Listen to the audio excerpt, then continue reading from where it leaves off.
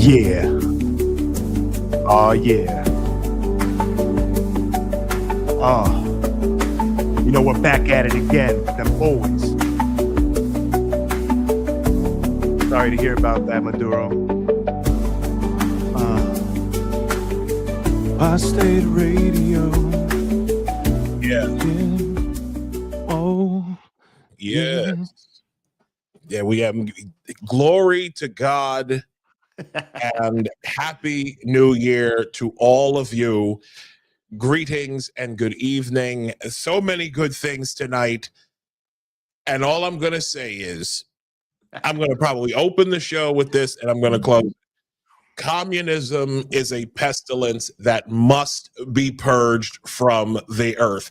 And in the wee hours of Saturday morning, the big communist, one of the most important communists in South America, was black bagged and brought on to New York. Nicolas Maduro, the communist dictator,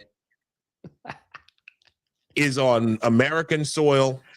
The people of Venezuela are free, and I am so thankful to see this. Glory to God, and good evening once again, ladies and gentlemen. This is Apostate Radio, and this is episode 39. I am Isaiah Carter, a proud American coming to you from just outside of the People's Republic of New York City. And of course, my dude, my brother, Mr. Nino Chavez. What's good, man? Happy New Year. Happy New Year, man. What a New Year present, man. I know, right? I can't stop laughing, dude. Oh, I love it, man. And so does Venezuela, by the way. So does most of Venezuela. They sure as hell love it. Oh my God. Yo, we're gonna play some clips. I got clips of how funny. What a gift. What an inauguration gift for Comrade Socialist Zoran Mamdani to gift wrap him. What a mugging, bro. Maduro, and he's nothing he can do about it. I called Trump. I called Trump to register my opposition. Who gives a shit? Shut up. Jeez. He got mugged so hard on his third day. What's today? Day 3? Day 3 on the fucking job, and here you go. Here's King Kami right here, sitting in Brooklyn's. I love it. I love this shit. I live for this, and let me tell you, this has awakened so much in the American psyche. I'm seeing things online that, brother, I didn't think I'd ever see. But before we get into any of that, because we got so much to talk about, you can follow us. You can follow us at Isaiah L. Carter or at Nino Chavez X. You can follow us individually. And of course, you can follow our show page, Apostate Radio NY. We come to you every weekend. We come to you normally on Sundays. We're doing a Saturday show this week for reasons. I don't even know. Can I go ahead and say? Oh, okay. All right. I'll leave it alone. No. Say it. Let's talk, man. Okay. The reason, matter of fact, I'll wait till I bring up our guest. I can't stop laughing. I'm sorry. I can't stop laughing about this shit, man. No, it's a joyous day.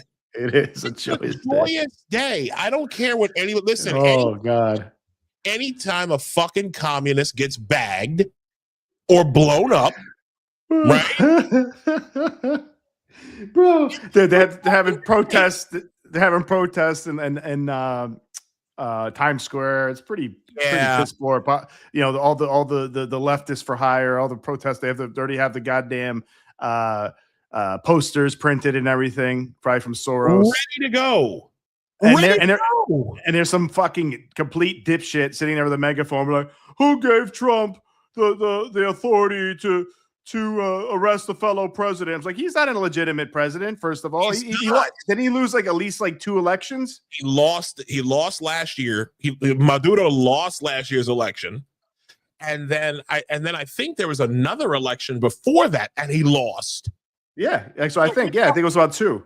Yeah, from 2 different people he lost to. And it's like, he's not legitimate, and he's a fucking piece of shit. Exactly. And he's a narco terrorist, and he's allowing Iranian militias and Chinese corporations and Russian intelligence operate freely inside the country. He's harboring our enemies. He's a hostile. Fuck yes, exactly. But we're gonna. But I don't. Yeah. Fuck that dude. We are. No, it's all right. Look, yo.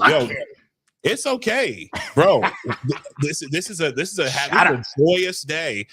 Ho ho ho, man. Yes. Christmas came late. Yeah, and we still got the tree up.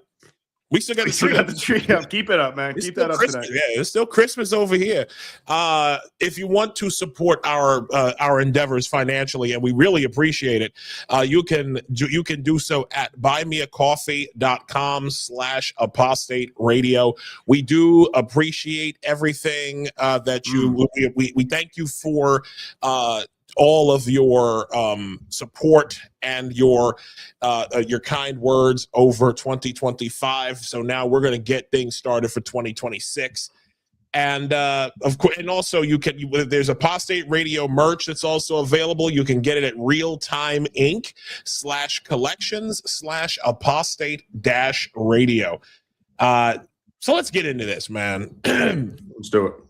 We have a young lady who is a phenomenal investigative journalist. And with a lot of things that have been happening over the last several years with mainstream media basically becoming propagandists for the machine state,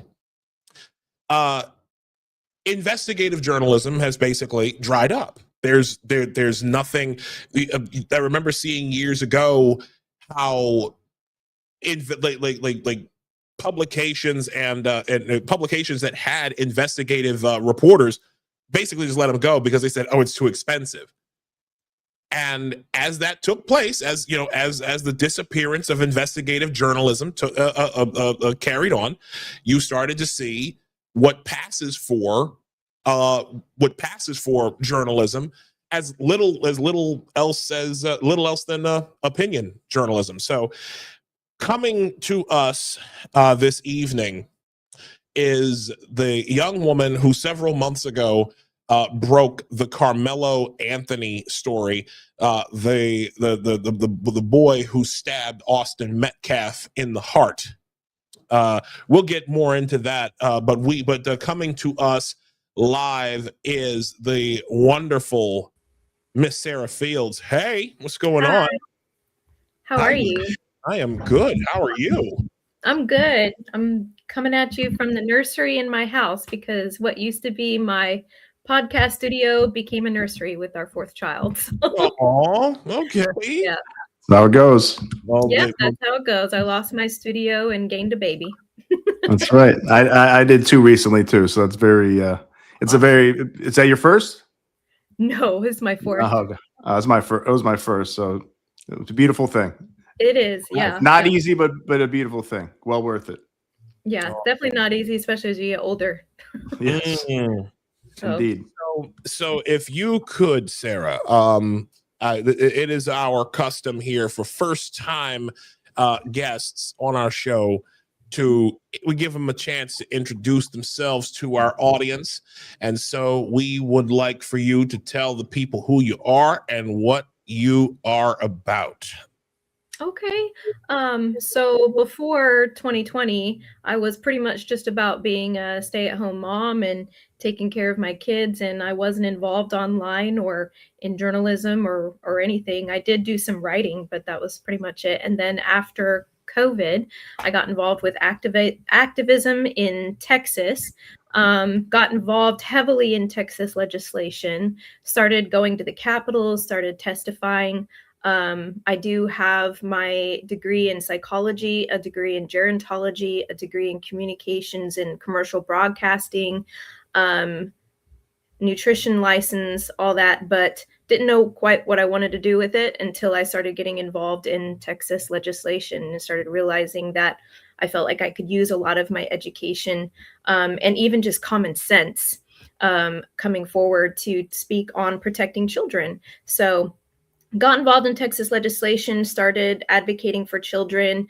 I started speaking at hearings and in press conferences when it came to banning child gender modification, which is crazy, getting rid of the sexually explicit books in the school libraries, moving sexually explicit books from children's sections to the adult section of public libraries.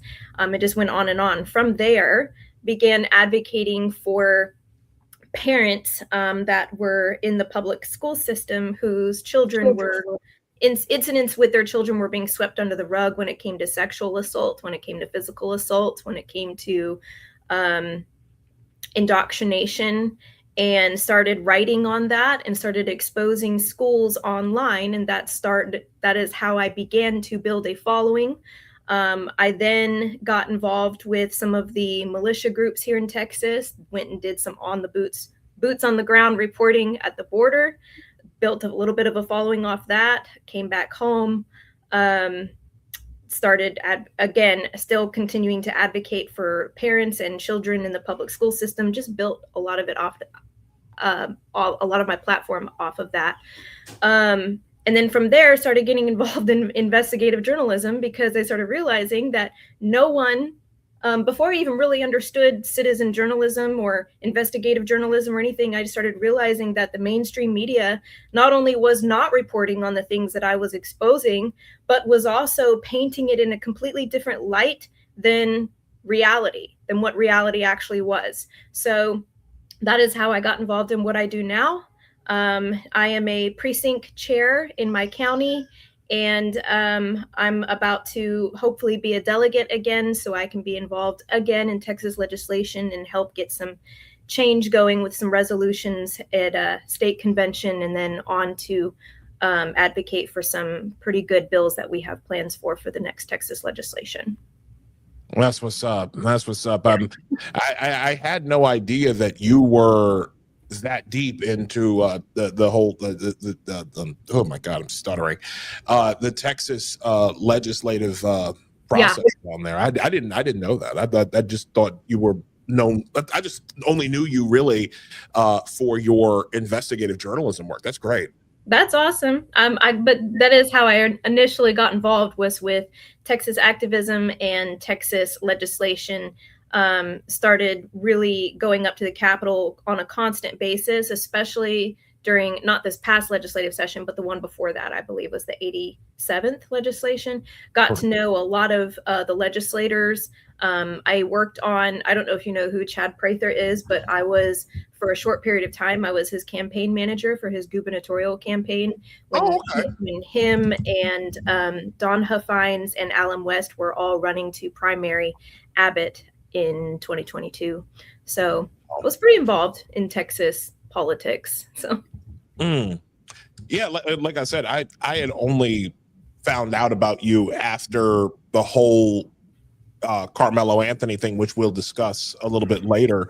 Yeah. But yeah, I'm glad to know all of this. Yeah.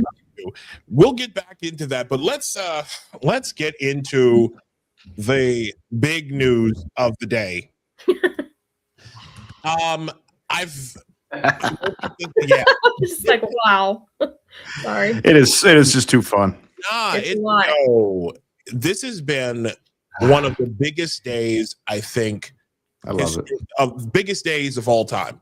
I didn't like literally as you slept, or as some of us did, because yeah, I was up till 3 a.m. So I was trying to report on it, just like it was so much. Finally fell asleep. I was asleep. I didn't know. I was like, holy yeah. God. That was great news. I woke up. My wife was like, I know, it's like Christmas. Did they hear they captured Maduro? I'm like, what? Thank you. Imagine how the Venezuelans felt. Oh my God. Yo, we got a perp walk. We don't have to imagine. We see all the footage. Perp walk. Yeah, we they're got. happy. Oh, we do. Hold on. show it? Do we have a perp walk? Please tell me Wait a you second. show it. Wait a second. I think we have a perp walk of. Oh my God, we do. Breaking news from. Yeah, can you? I am. Oh God, I am. I gotta watch this. I gotta see this. Come on. Give me a second, because I'm pulling this up. Oh my God, sitting there in his sweatpants, the sweatsuit. I'm in sweatpants, so no. I am too. I get it. There it is. Hold on, let me just back up a little bit. I want to. Oh, surrounded by the DOJ.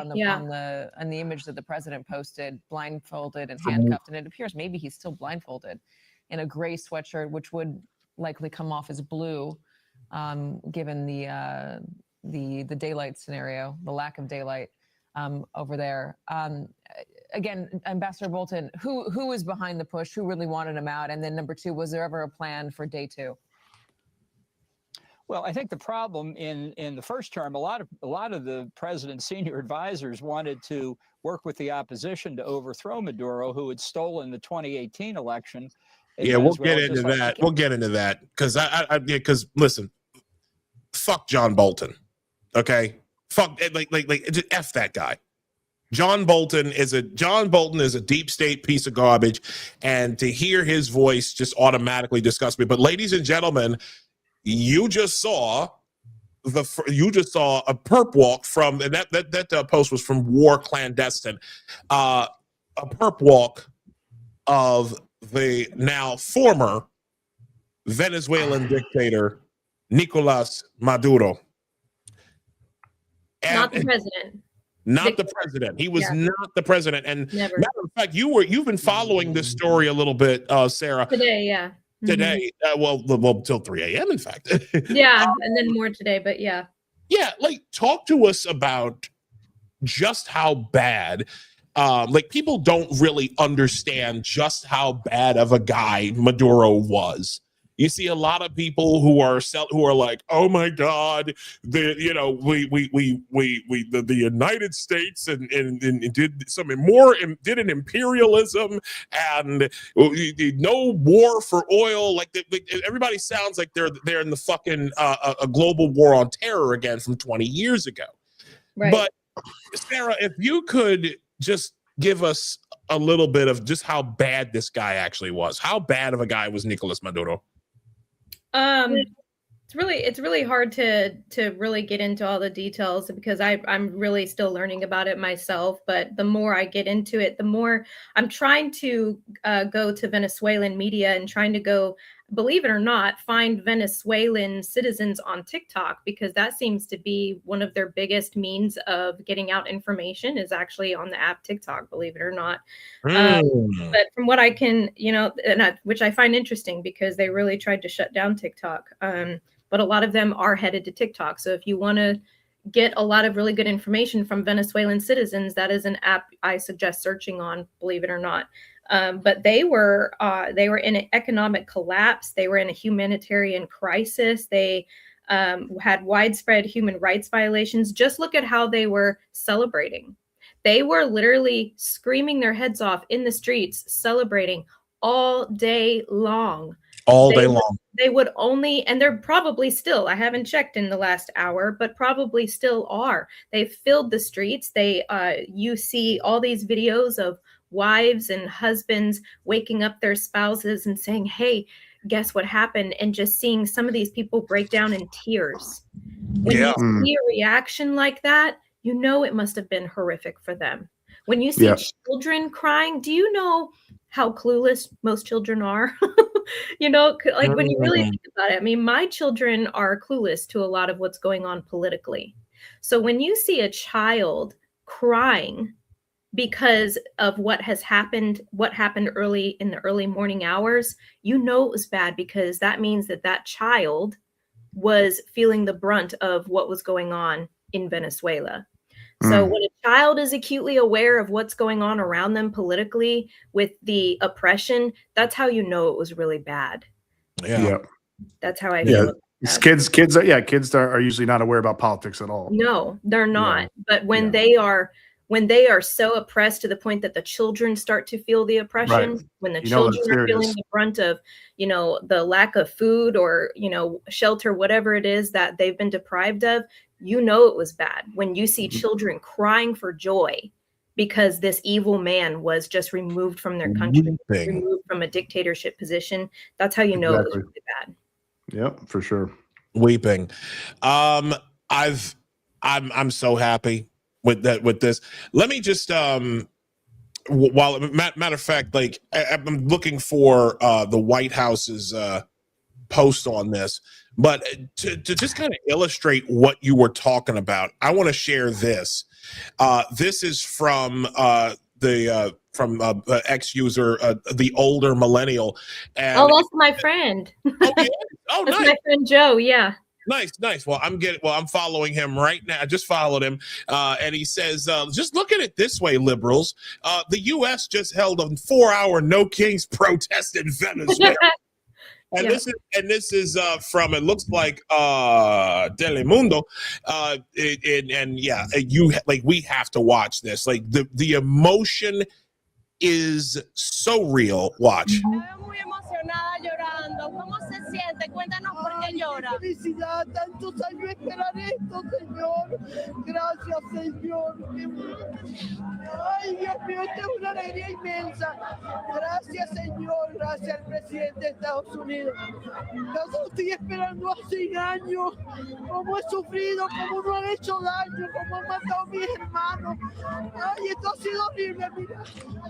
¿Cuántos años tiene usted aquí en los Estados Unidos? ¿Hace cuánto se fue de Venezuela? Ay, tenemos aquí 8 años, 8 años, porque nos mataron al hermano mayor y fue fuerte, hermano.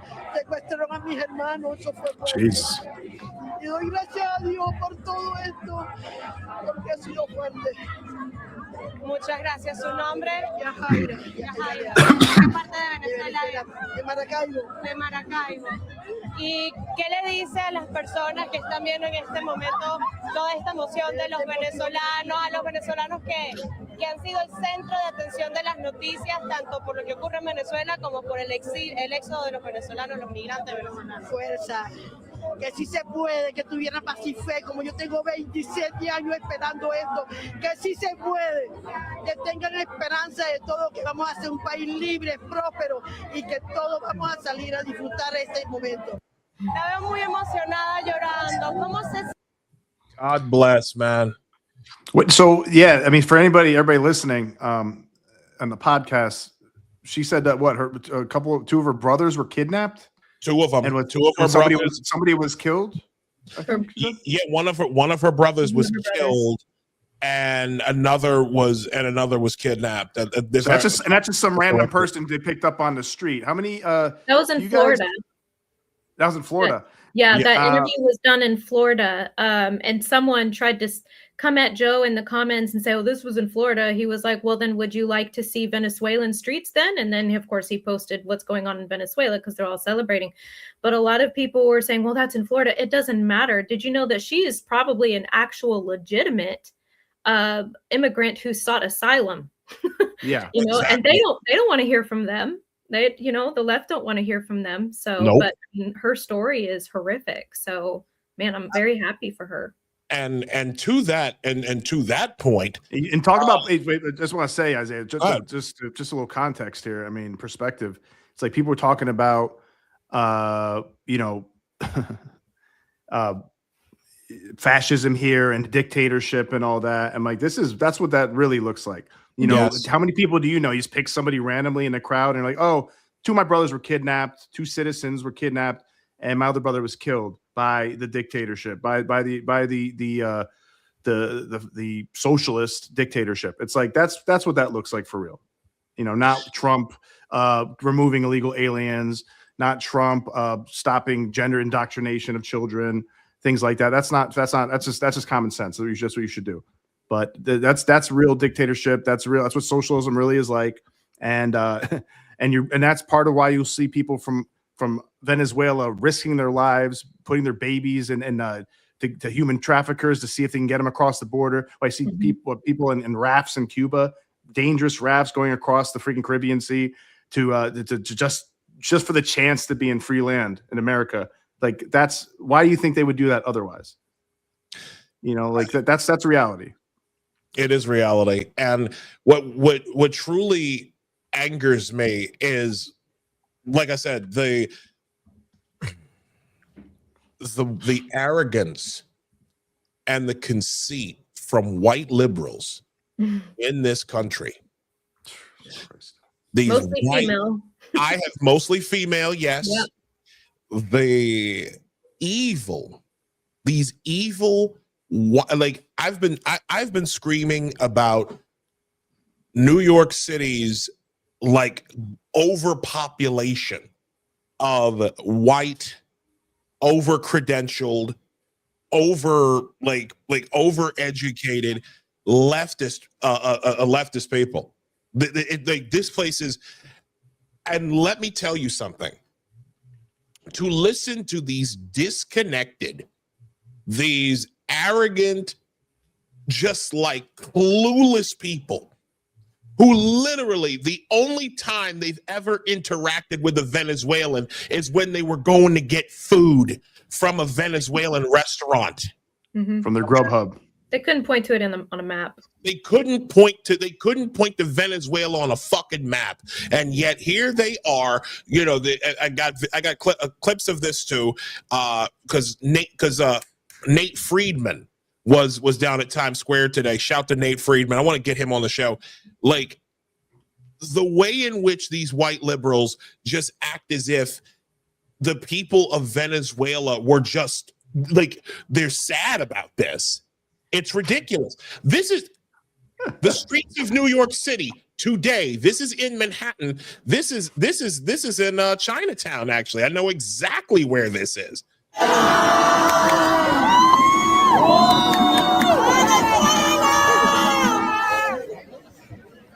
¡Que viva Venezuela libre! ¡Viva! ¡Sí se pudo! ¡Sí se pudo!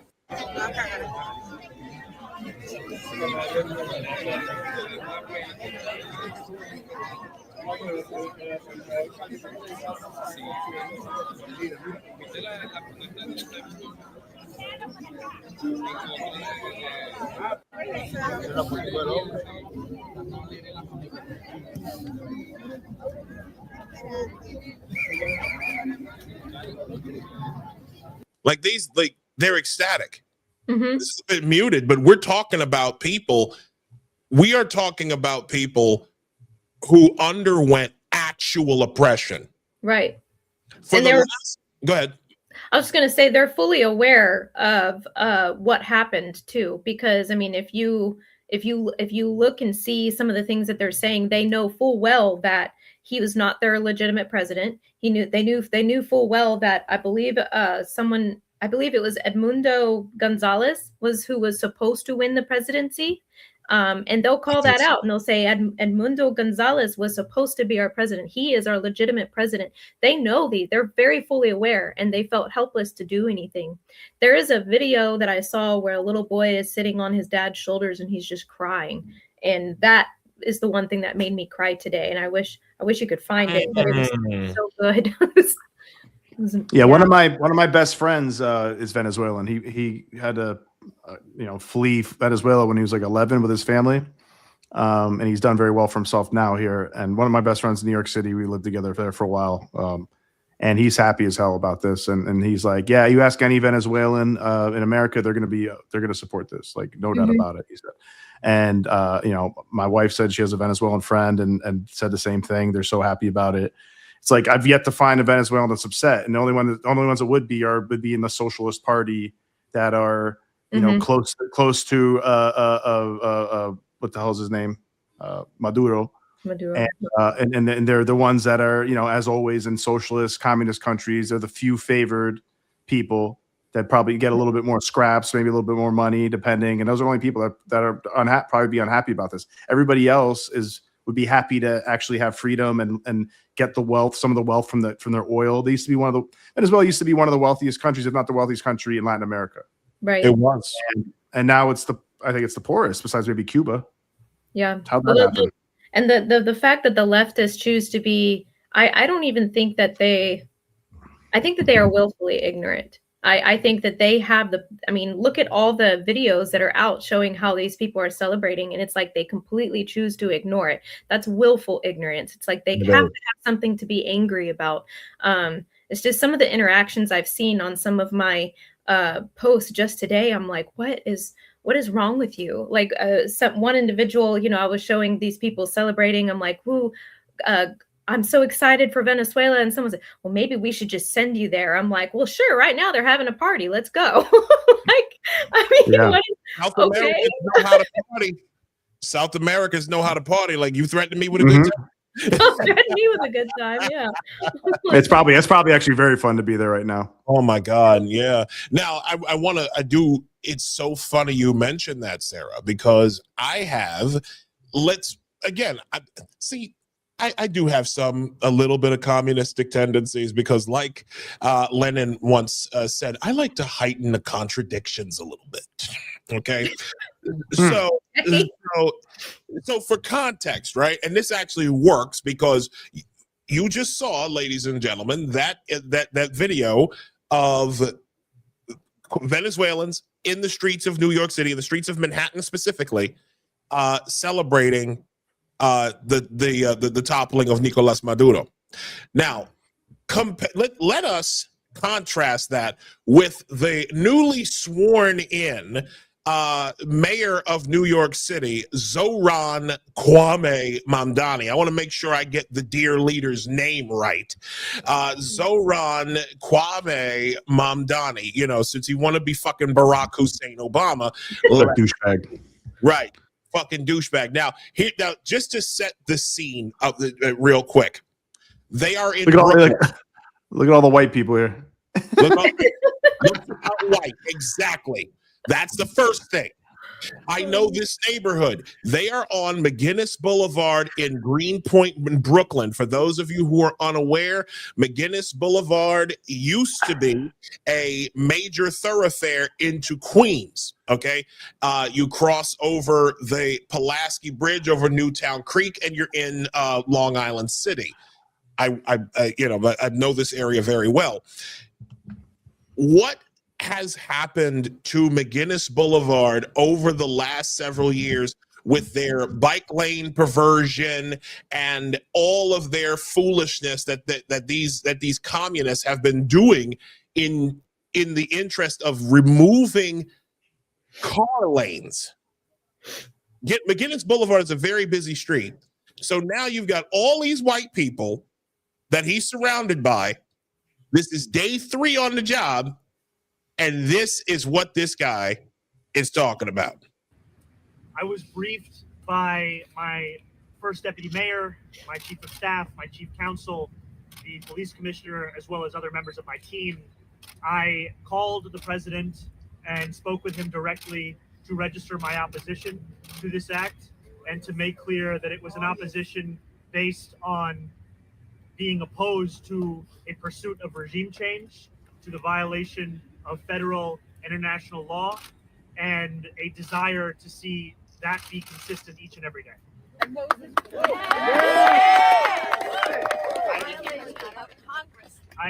I registered my opposition, I made it clear, and we left it at that.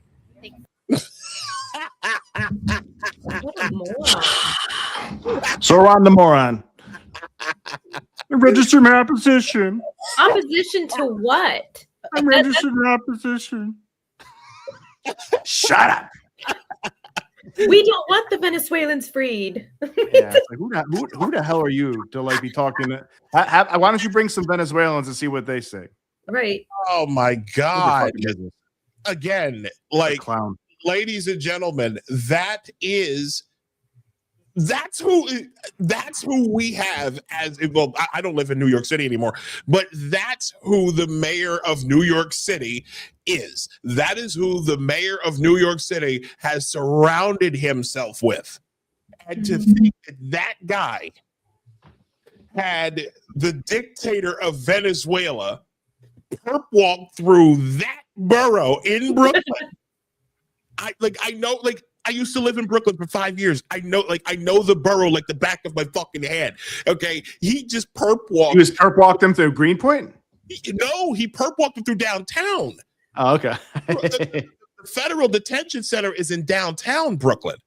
That's right. That's right. Yeah. Right on Atlantic Avenue. I know where it is. That's great. Well, he and Maduro are two peas in a pod. If they were switched, he probably would have been the same person that Maduro was. So he probably registered his opposition then too. Real quick.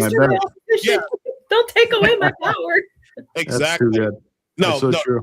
Ladies and gentlemen, what you just saw was the leftist equivalent of writing a strongly worded letter. Exactly. Oh God. Nick Diunte on X says the long-standing homeowners in that area don't want this change. I know that. I know that. He also says most of these people are transalt lobbyists, not 20+ year Greenpoint residents. You're not wrong. Absolutely. Telling people. Absolutely. I keep saying this to people. Zoran was not elected. Please understand, ladies and gentlemen, not to go too far off topic. Zoran Mamdani was elected not by the illegals that were trucked into New York City. Zoran was elected by white liberals, by white shit lib transplants who have not lived in who hadn't lived in New York City fucking 2 years. Yeah. Okay. They were young. They were affluent. They lived in Greenpoint was one of the neighborhoods that they lived in. Williamsburg, which is slightly south of Greenpoint, is another. Those are Zoran's people. Those are the ones, dude. When he used to brag about having like thousands, tens of thousands of canvassers all throughout 2025 who did who would do all of his knocking on doors and shit. They were all white, almost all white women and gay white men. Mm-hmm. And you know what's crazy? They never went to a fucking black neighborhood ever. I'm dead serious. I lived in Brownsville, Brooklyn, okay, which is not as far as which is not far east as East New York. I lived in that part of Brooklyn, and then I lived in Wakefield, which is at the top of the Bronx. Very middle class, black West Indian neighborhoods. I didn't see a single fucking Zoran canvasser at any time. Wow. When I lived in those neighborhoods. Not surprised, man. Isaiah, did you see the clip I sent you?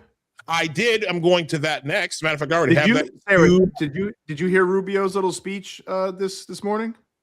I did. Or afternoon? I did. I loved it. I've not seen Rubio's speech. Yeah, let's play it for Sarah. It's short. Yeah. It's like under 3 minutes. Yeah, but it's such a G speech, man. What a G. Shout to Clay Travis, by the way. He says Marco Rubio says President Trump doesn't just talk, he takes action, and everyone around the world should take note of what happened to Maduro. I could not agree more. Here we go. Not much to add to what you've heard now, other than the following points. Nicolas Maduro was indicted in 2020 in the United States. He is not the legitimate president of Venezuela. That's not just us saying it. The first Trump administration, the Biden administration, the second Trump administration, none of those three recognized him. He's not recognized by the European Union and multiple countries around the world. He is a fugitive of American justice with a $50 million reward, which I guess we saved $50 million. And yeah, exactly. But don't let anybody claim it. Nobody deserves it but us. But I want to be clear about one thing. Nicolas Maduro had multiple opportunities to avoid this. He was provided multiple very, very, very generous offers and chose instead to act like a wild man, chose instead to play around.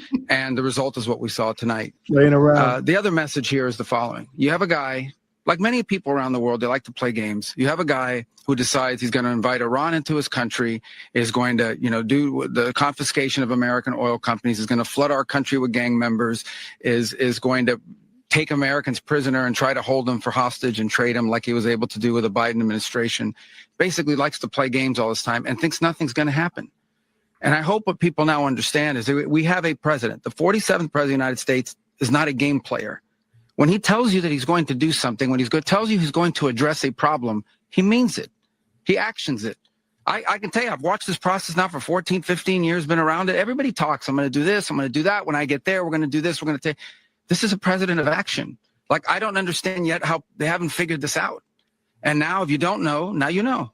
Because this is the way it's going to play out. And I think people need to understand that this is not a president that just talks and does letters and press conferences. And, you know, if he says he's serious about something, he means it. And this is something that was a direct threat to the national interest of the United States. And the president addressed it.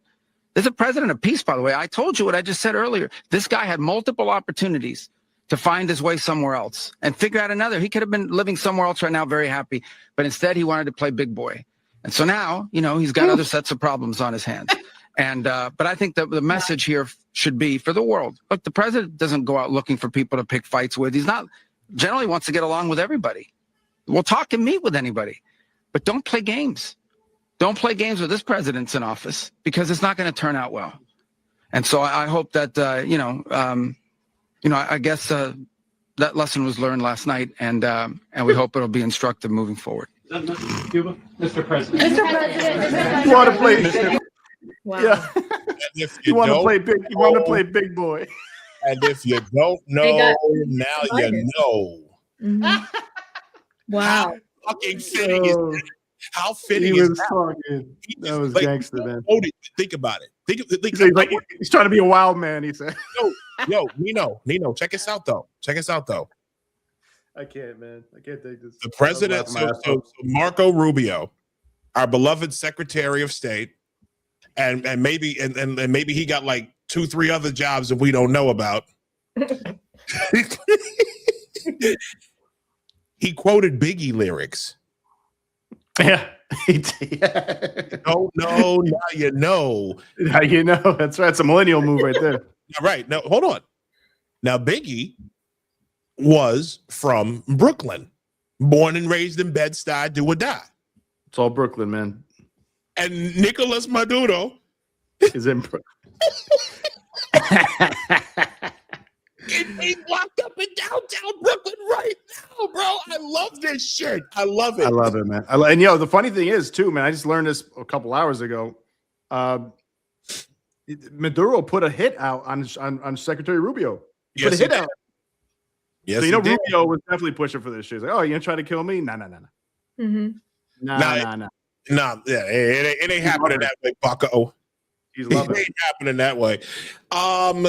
He definitely thought he was going to be. I mean, if you look, I believe it was only like a day or two before this actually happened. He was putting out messages saying, well, he was willing to talk about negotiations with Trump. It wasn't he was willing to negotiate. He was willing to talk. And this has been ongoing for years and years. And Trump was just simply done talking.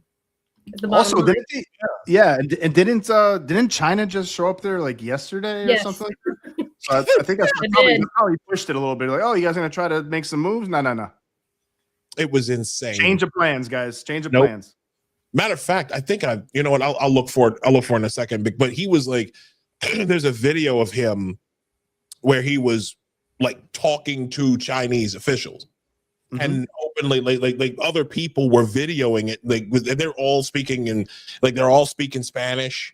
It's crazy to watch these guys like interacting in Spanish, other than Mandarin or whatever.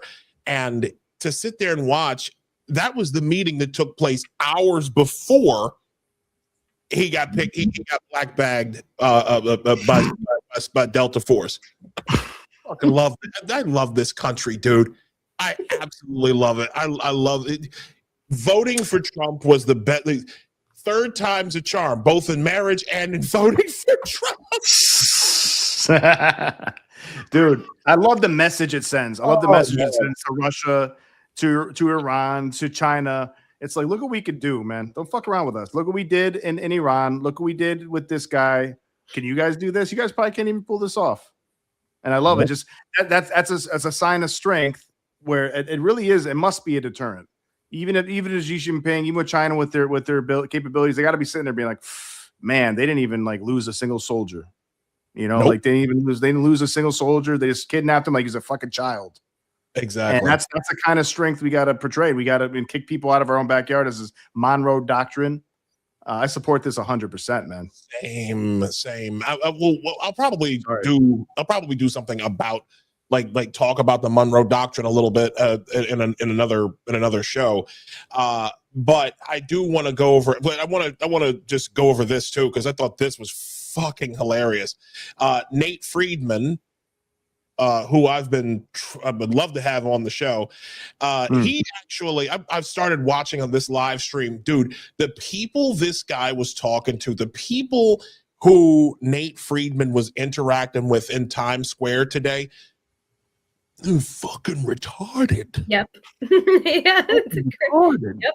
Like they're like, oh, well, we're all in solidarity. I'm just like, you guys people think it's so crazy to me. It's solidarity with who?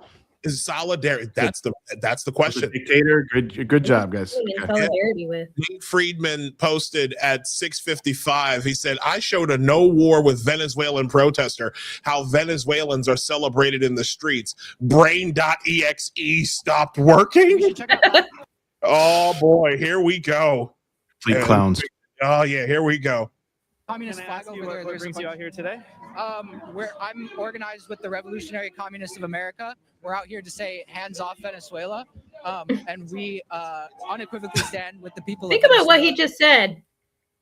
Think about what he just said. Who he's with. Mm-hmm. Yeah. What'd he say? Who was he with? I'll run it back. Yeah, run it back. I think I missed that part. We're out here to say hands off. What brings you out here today? I'm organized with the Revolutionary Communists of America. Well, yeah, then that makes complete sense. Makes total sense. So he's standing with Madani. And of course, yeah, and communists, man, gee whiz. I thought that was done.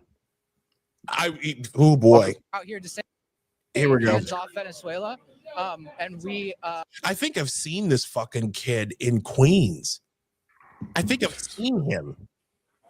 Unequivocally stand with the people of Venezuela against U.S. imperialist aggression. What do you think about the people of Venezuela celebrating on the streets?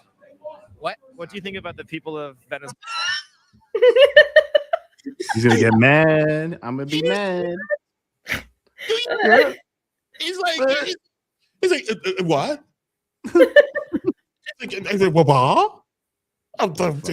They're doing what? Streets. What? What do you think about the aggression? What do you think about the people of Venezuela celebrating on the streets? What? What do you think about the people of Venezuela celebrating on the streets today? I saw images of Venezuelans being bombed after the U.S. bombed Caracas, so I'm not sure what you're talking about. Good Lord.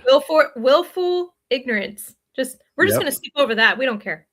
It's pathetic. That's pathetic, man. Retard, bro. This is great. What a fucking useful idiot. Show me the bombings that you're talking about. I didn't see any. I don't know. I just saw it on Reddit. It was on the front page of Reddit. So okay. Reddit. But what do you think about the people celebrating? The hundreds of thousands. I just saw it on Reddit. It was on the front page of I didn't see any. I don't know. I just saw it on Reddit. You're talking about? I didn't see any. I don't know. I just saw it on Reddit. It was. What a dumb motherfucker, man. I just saw it on Reddit. I just saw Reddit. I just saw it on Reddit. I didn't get all my notes on Reddit. Being serious. Oh my god, bro! Reddit is a cesspool. Hold on, but not. But it gets better. It gets better. Oh, it's on the front page of Reddit. So okay. I don't know. But what do you think about the people celebrating? The hundreds of thousands of people that are in the streets celebrating? I have yet to see it. Can you show me that? Yeah. Sure. U.S. imperialism. People celebrating on the streets. What do you think about that? I mean, at the end of the day, I stand with the people of Venezuela against U.S. imperialism. The U.S. has no right to bomb the people of Venezuela. The U.S. has no right to kidnap another Why are they all another... celebrating? Why are they celebrating? You know, I don't know. Do you have a correspondent there who can ask? I'm here demonstrating against U.S. imperialism and the U.S. intervention. Is this AI though? These images of I don't know. You're the one showing me the video, so let me know. You're showing me the source. I don't know. I don't think it's AI because it's being published by multiple news organizations. So just what are your thoughts on it? I'm here protesting Come U.S. on, Bug Boy. Come on, Bug Boy. And U.S. capitalism. I bet the fuck you are, Bug Boy. What a numbskull, man. Wow. Like, he can't even be honest. He can't even be honest with people. Like, he really doesn't know what's going on in Venezuela, that people have quote unquote food insecurities. More. That's okay. Yeah. He's a. I don't know why they would be celebrating. That's the level, ladies and gentlemen.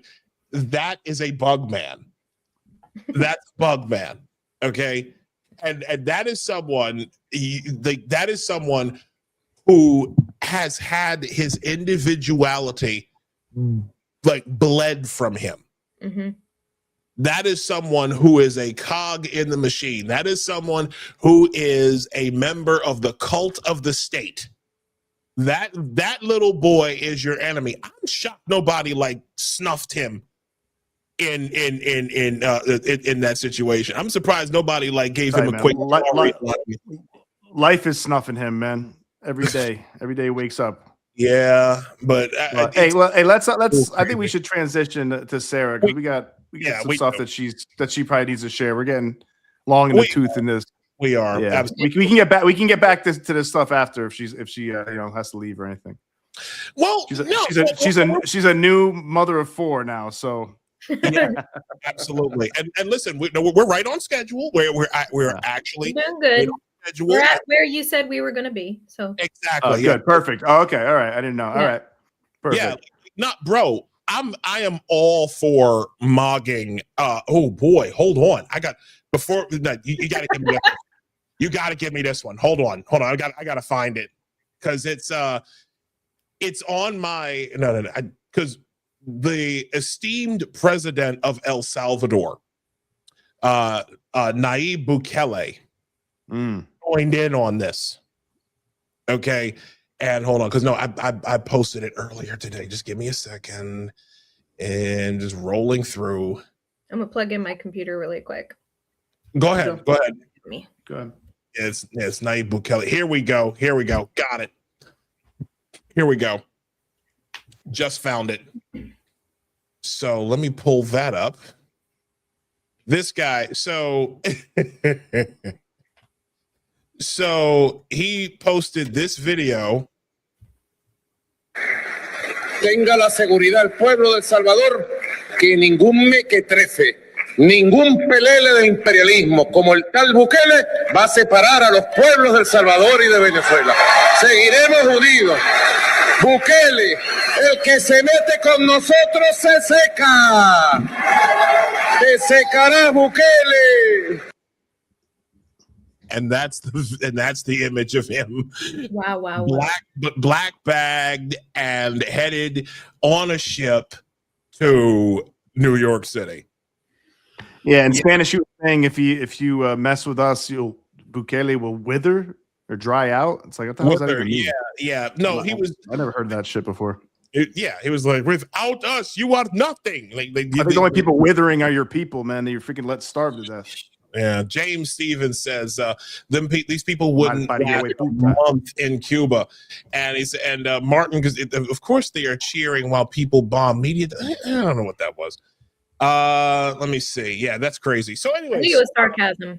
Probably, yeah, sarcastic. Might have been. And of course, there's J New. I don't know who that is. James above is correct. He's absolutely. Over on Rumble, Tobe meme. He said, "Yep, he doesn't have independent mind, but a hive mind." It's absolutely right, and he is an idiot. It's so crazy. Again, like to watch these people, to watch their intellect, to watch their ability, their critical thinking just bleed right out and just blink out. It's like, dude, that's what I mean when I say that communism is a cult. It's a cult of state. It's a worship of the state. When you aren't able, ladies and gentlemen, to take into consideration that you might actually be wrong about something, where you're in the streets holding a sign like a fucking idiot that was pre-printed that Neville Roy Singham and all of his money in Shanghai, China paid for. You're out there holding up this sign with the hammer and sickle, being like, I stand in solidarity with the people of Venezuela. And the people of Venezuela are on video cheering for their liberation. That doesn't include you. You might be on the wrong team. But of course, that never registers because, you know, the communism is never wrong to these people. If something does not happen according to the way communism says it's going to happen, that just means, oh, we didn't communism harder. That's usually what that means. Anyways, all right. Indeed. Leah, all right. I'm over this. Sarah, hi.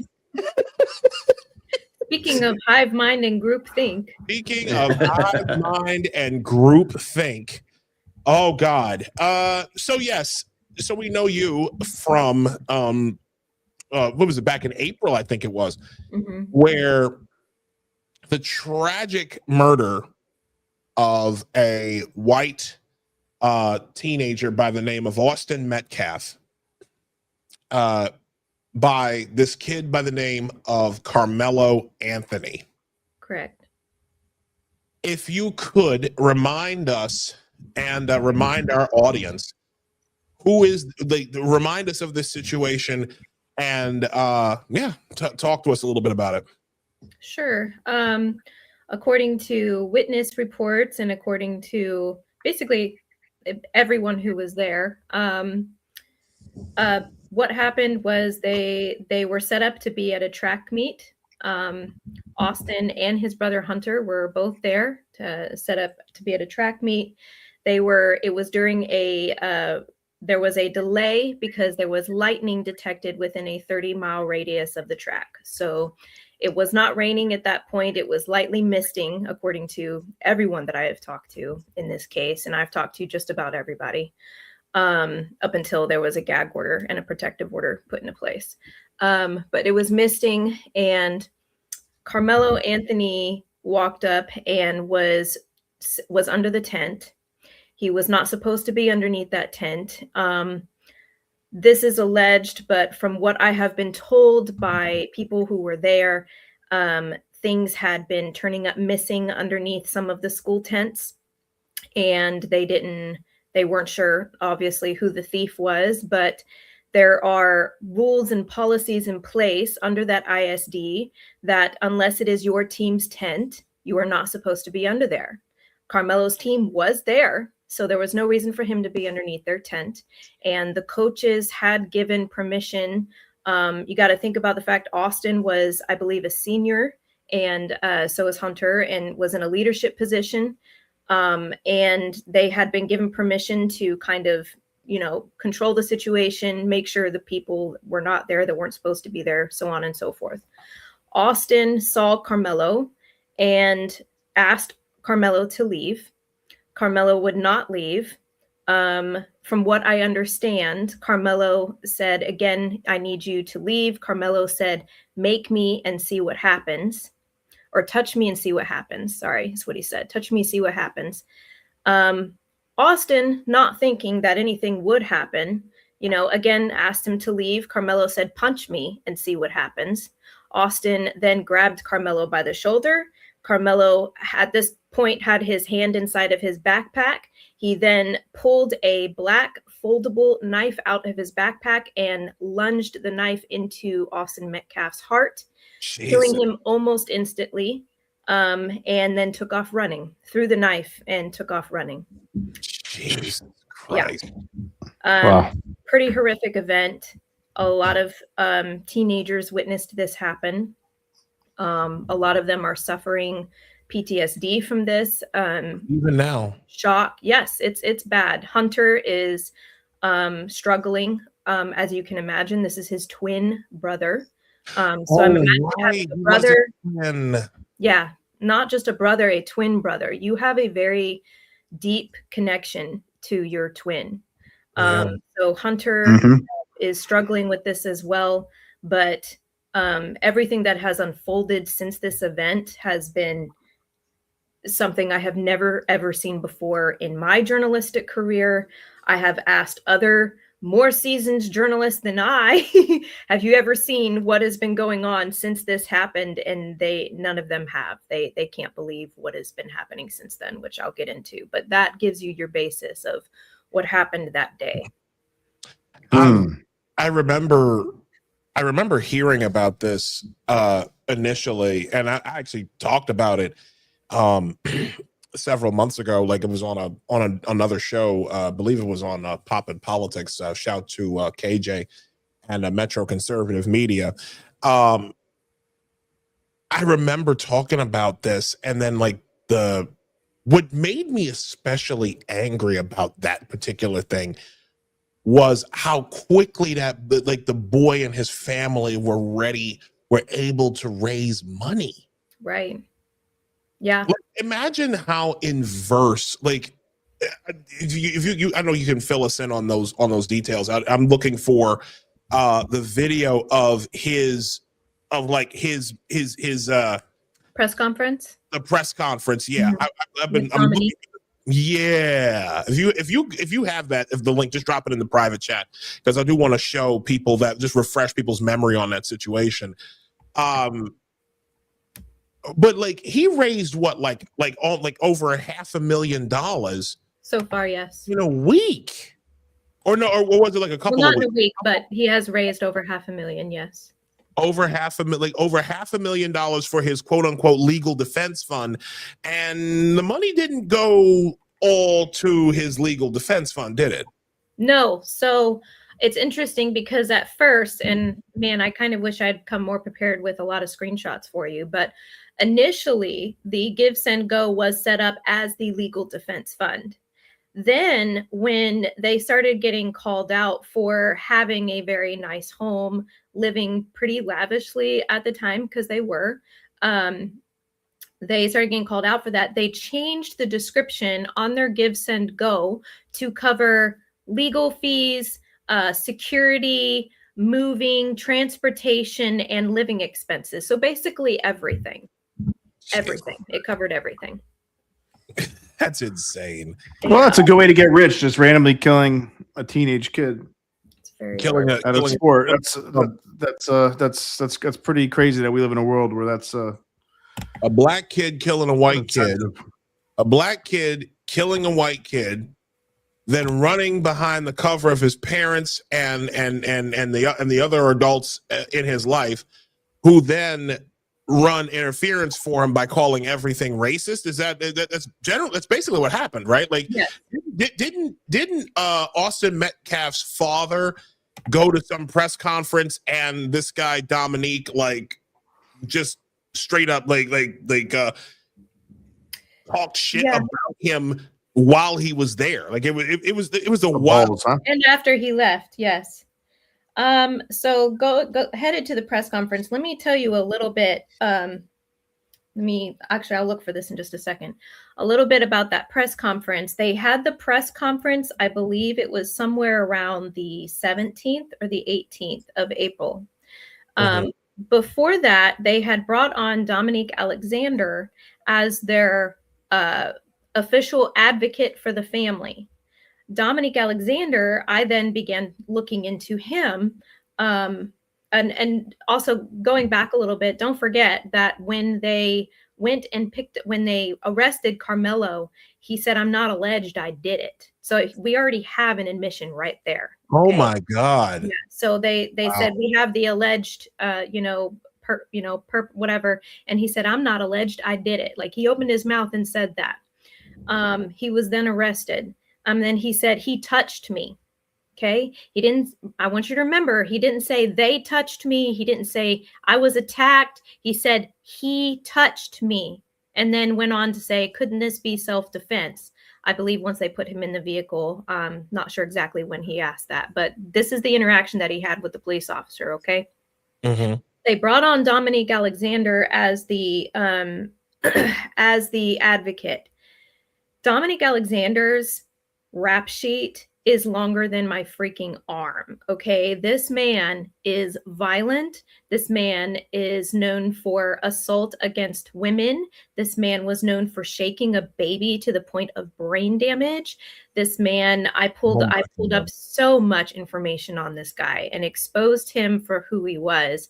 Not only him as an individual, but his entire organization called Next Generation Action Network. Next Generation Action Network is fraudulent. They have not done any form of financial paperwork or filing, I believe, since before 2020. But yet I was able to prove that they were bringing in funds from other organizations who were funded by George Soros. So they have money coming in. Right. This gets deep. This is why I'm known for this case, because I went really, really deep into this. Okay. So, and all of this work you can find under my highlights tab on my X account. So this gets really deep. So I exposed a lot of what was happening with Dominique Alexander. Dominique, this made him very, very angry. Okay. At the press conference, I remember when it was supposed to go live, and I believe I was painting a wall in my house.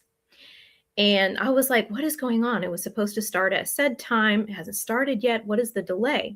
So I start searching, for live feeds, trying to figure out what's going on. And I realize Jeff Metcalf has wandered in.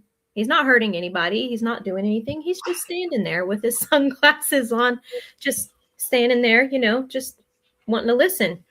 Dominique Alexander refused to start the press conference until Jeff was escorted off the premises. Now, mind you, I remember that. Yeah, it was private property because it was done, I believe, at Next Generation Action Network's headquarters office. So if he wanted to trespass Jeff, he could, which he did. They called the police on him. Police came, brought him off the premises. The police actually apologized to him. And I know this because I've talked to Jeff since then. Shook his hand, said, sorry, we're just doing our jobs. And he's like, no, that's fine. That's fine. And then, Dominique Alexander then came out and said that it was a disrespect that Jeff Metcalf was even there at a press conference that was supposed to be held about his own son that was murdered. It was a disrespect for Jeff to show up to that. Jesus. So I'll have to find it. I'm going to find it for you here in just a minute. And then, like I said, I was painting a wall in my house and listening to him just disparage the Metcalf family. Not once did they say sorry for your loss, sorry that your son died, sorry that he was killed, none of it. Just talking about just trashing the Metcalf family, right? And then instead of keeping on topic, I'm painting the wall in my house, and you could have pushed me over with a feather when I heard my name mentioned at the press conference. I was like, what? This man had printed off all of the work I had done on him and exposed him for, which, by the way, it got millions of views. So it got attention. Had printed off all of my articles I'd written about him, held them up, and called me a racist, bigot, said I was lying about everything. Not once did he actually prove that I was lying about anything. And then targeted me at the press conference. It was pretty insane. I'm trying to see if I can find it real quick. Jeez.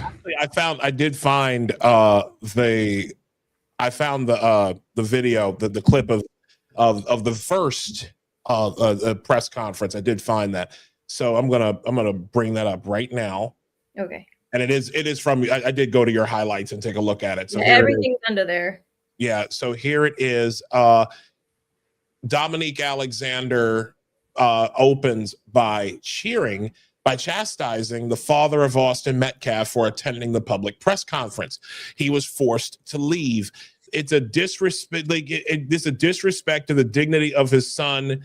NGAN from the beginning has respected them. So here we go. This is, I remember this, and I remember being so enraged when I watched this. Mm-hmm. The father being at this press conference. These are my, don't quote anybody. Is a disrespect This man can hardly speak. of his son. Mm-hmm. Next Generation Action Network from the beginning has respected the loss of life. No matter our opinion of it, we have kept our opinion close. We have not attacked. We have not shared the information that was shared with us about Austin Metcalf. He didn't even pronounce his name right. Metcalf? Yep. About Austin Metcalf. Because Ignorant. Amen. Information that was shared with us about Austin Metcalf. Because we respect the dignity of life. Get the fuck out of here. Who let this Pootie Town looking motherfucker on the stage like this? Who let this? Wow. Y'all women. So they raised $500,000, some of which was Soros money for that. So Next Generation Action Network, which is the organization that is belonging to Dominique Alexander, is fraudulent. And they were pulling in money from other organizations that were funded by George Soros. Oh. The Give, Send, Go is supposed to be covering the Carmelo Anthony family, is the one where they changed the description and just basically said these funds are going to cover all expenses. They changed it. Wait a second. So you saying Metcalf, the Dominique Metcalf Alexander, you saying that guy got money from George Soros? He has received money from organizations that have received money from George Soros. Yes. It's basically funneling money is what it is. Yes. Because he's not claiming any of it on his taxes whatsoever. I put out a lot of that information. I shared documents, receipts, you name it. I've shared it all. It's not even just that. Okay, I found the one where he mentions me as well. I sent it to your X account because I'm finding it on my phone as I talk here. Copy. All right. I'll go keep talking. I'm gonna pull it up. I'm gonna pull it up right now. Right. So not only that, I mean, what he does is he 501c hops. He does what is called 501c hopping. So he opens a 501c and then keeps it open for a period of time until he begins getting pushed by the IRS to file documents. Once that pressure begins to come in, he then leaves that 501c, starts a new one, and keeps restarting the cycle. It's called 501c hopping. This is what Dominique Alexander has been doing with Next Generation Action Network for years.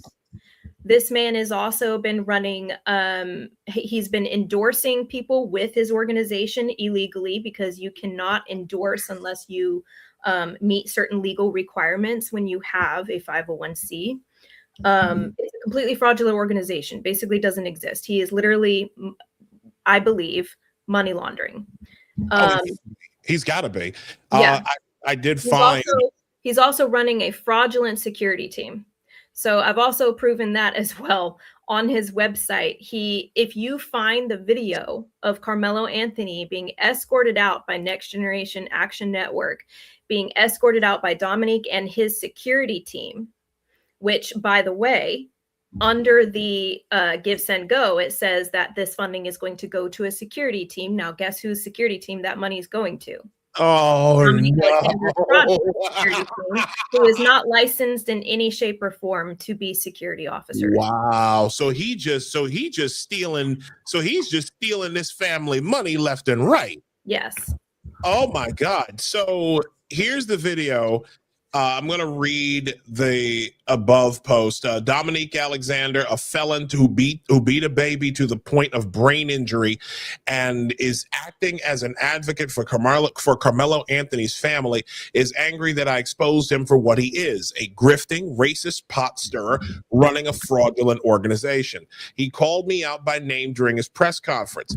He held up my post, including Carmelo's arrest report, which I obtained through a FOIA, Freedom of Information Discrimination Act, and a post in which I was threatened, a strange choice to highlight, among others.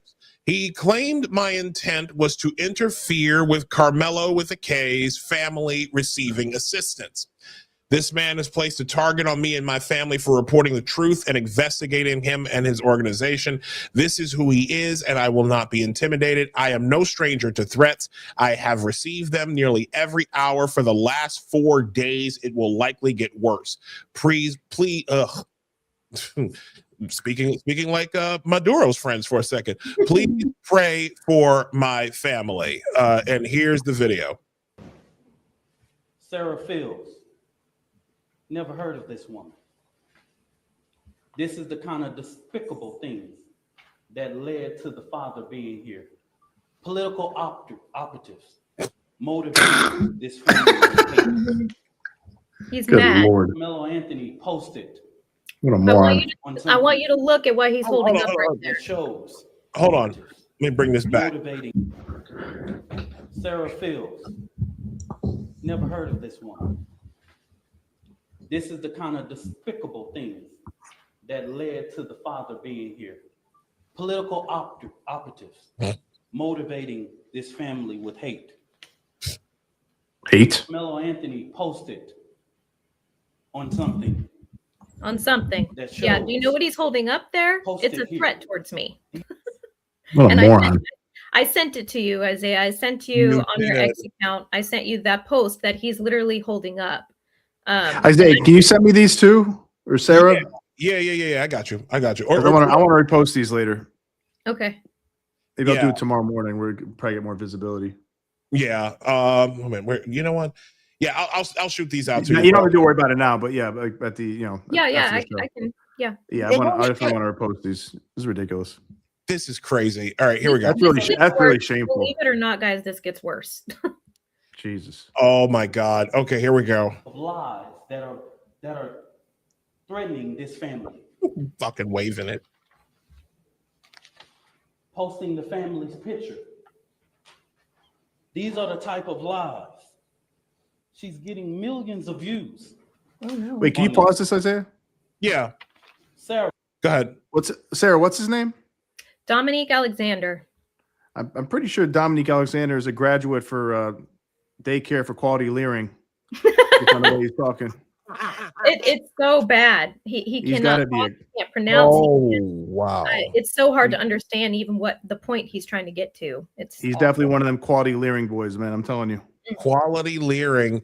Yeah. Oh my God, bro. I just had to. I'm sorry. She's even came after me. She's even said all of those things. What a victim. And now that the public knows exactly what is going on. Do they really? I ask. Because these racist bigots try. Did he say racist bigots or racist bitch? Racist bigots. That's what he refers to me as the racist bigot. This old mush mouth ass. To prevent us from standing up for our baby, our boy. Yeesh. He should be afforded the same rights that Kyle Rittenhouse had. What? Daniel Pena and all of the people. Whoa. Wait, who? And all of the people. Daniel Pena. Penna? What did he say? Penva? Daniel. He's referring to Daniel Penny. Yeah, exactly. Daniel Pena. Penna? And all of the people who have claimed whatever their defense was. Is this dude deaf? He should be afforded the same rights. Nobody in the public media has one video camera, but we got the video of Kyle Rittenhouse with an AK-47 shooting 3 people in the back. Whoa. Hold on. Isn't that crazy that he said that? Wait a minute, hold on. We got the video of Kyle Rittenhouse with an AK-47 shooting 3 people. That motherfucker held up 2 fingers. That motherfucker held up 2 fingers. I just saw it. Hold on a second. Hold on. I'm going to do one more time. Wait a minute. We got the video of Kyle Rittenhouse with an AK-47 shooting. Wait, he was talking about 3 people, right? And he put up 2 fingers? This motherfucker did a brown man from the 5th floor. AK-47. That's some quality leering, man. 3 people in the back. God. 3 people in the back. We got that. And he ran. You know what? I've seen enough. Yeah. I've seen enough. You don't need to watch the whole thing. He is a clown. Damn. He's an opportunistic clown. He's crazy. That's a crazy clown too. Opportunist is the perfect word for that Look, man. I'm surprised he's like Nino. he's smart enough to scam and make money, but he's also seems like he's a retarded person. Nino. No. Sarah, don't you start with the mispronunciations and the sign your pity on the runny kind and all that other. What the fuck? It's sad. I don't get it. That's a paradox right there, man. As a black man, I'm embarrassed because that's a whole. Oh my God in heaven. So you said this gets worse. It did. It did get worse. How did this get worse? Because I especially want to talk to you about one dude in particular. But how does it? But please, like, walk us through how this got worse. Okay. A lot happened after that, but I have actually confirmed recently from someone on the opposition side, from someone who is a Carmelo Anthony supporter, that apparently I am the reason that Dominique Alexander is no longer representing that family as an advocate, which that's fine. I'm perfectly fine with that. Wait a second. Hey, wait a second, Sarah. Yeah. Sorry. He's not a lawyer or something. No, he's not a lawyer. He's an advocate. What the hell is he doing? What the hell is an advocate? What is an advocate then? Like, what are they paying him for? Just to make a fool of himself in his press conference and call people bigots and insult a murder victim of a father of a murder victim? Deflect and target and try to paint a narrative of self-defense is what that man is apparently there for. I mean, he's also acting in other ways that he honestly should not have, such as providing a security team to Carmelo when his security team was fraudulent. All these different things. Assisting with raising funds. That's another thing that he claimed that he was going to help with. He raised funds for himself, it looks like. Oh, absolutely. There's absolutely no way that he was doing any of this for free. So, yeah, no. That's guys. I hate to break in here. Oh. We got another perp walk video. We got another perp walk Take a video. break real quick. Yeah. I'm so sorry. Like it's fine. I've so much has happened. I've got so much stuff to be able to tell you. I can jump right back in. We got time. But you got to see this. Okay. You got to. We got another perp walk video, and it's glorious. Hold on. I got to pull this up. There we go. Yeah, I'm gonna bring this up real quick. Let me just go here and wait. There we go. I haven't seen this one yet. There it is. What the hell is he wearing on his head? I don't know. They look like Mickey Mouse ears. Yeah, I thought a Mickey Mouse ears. I think that was blindfold. Chancletas.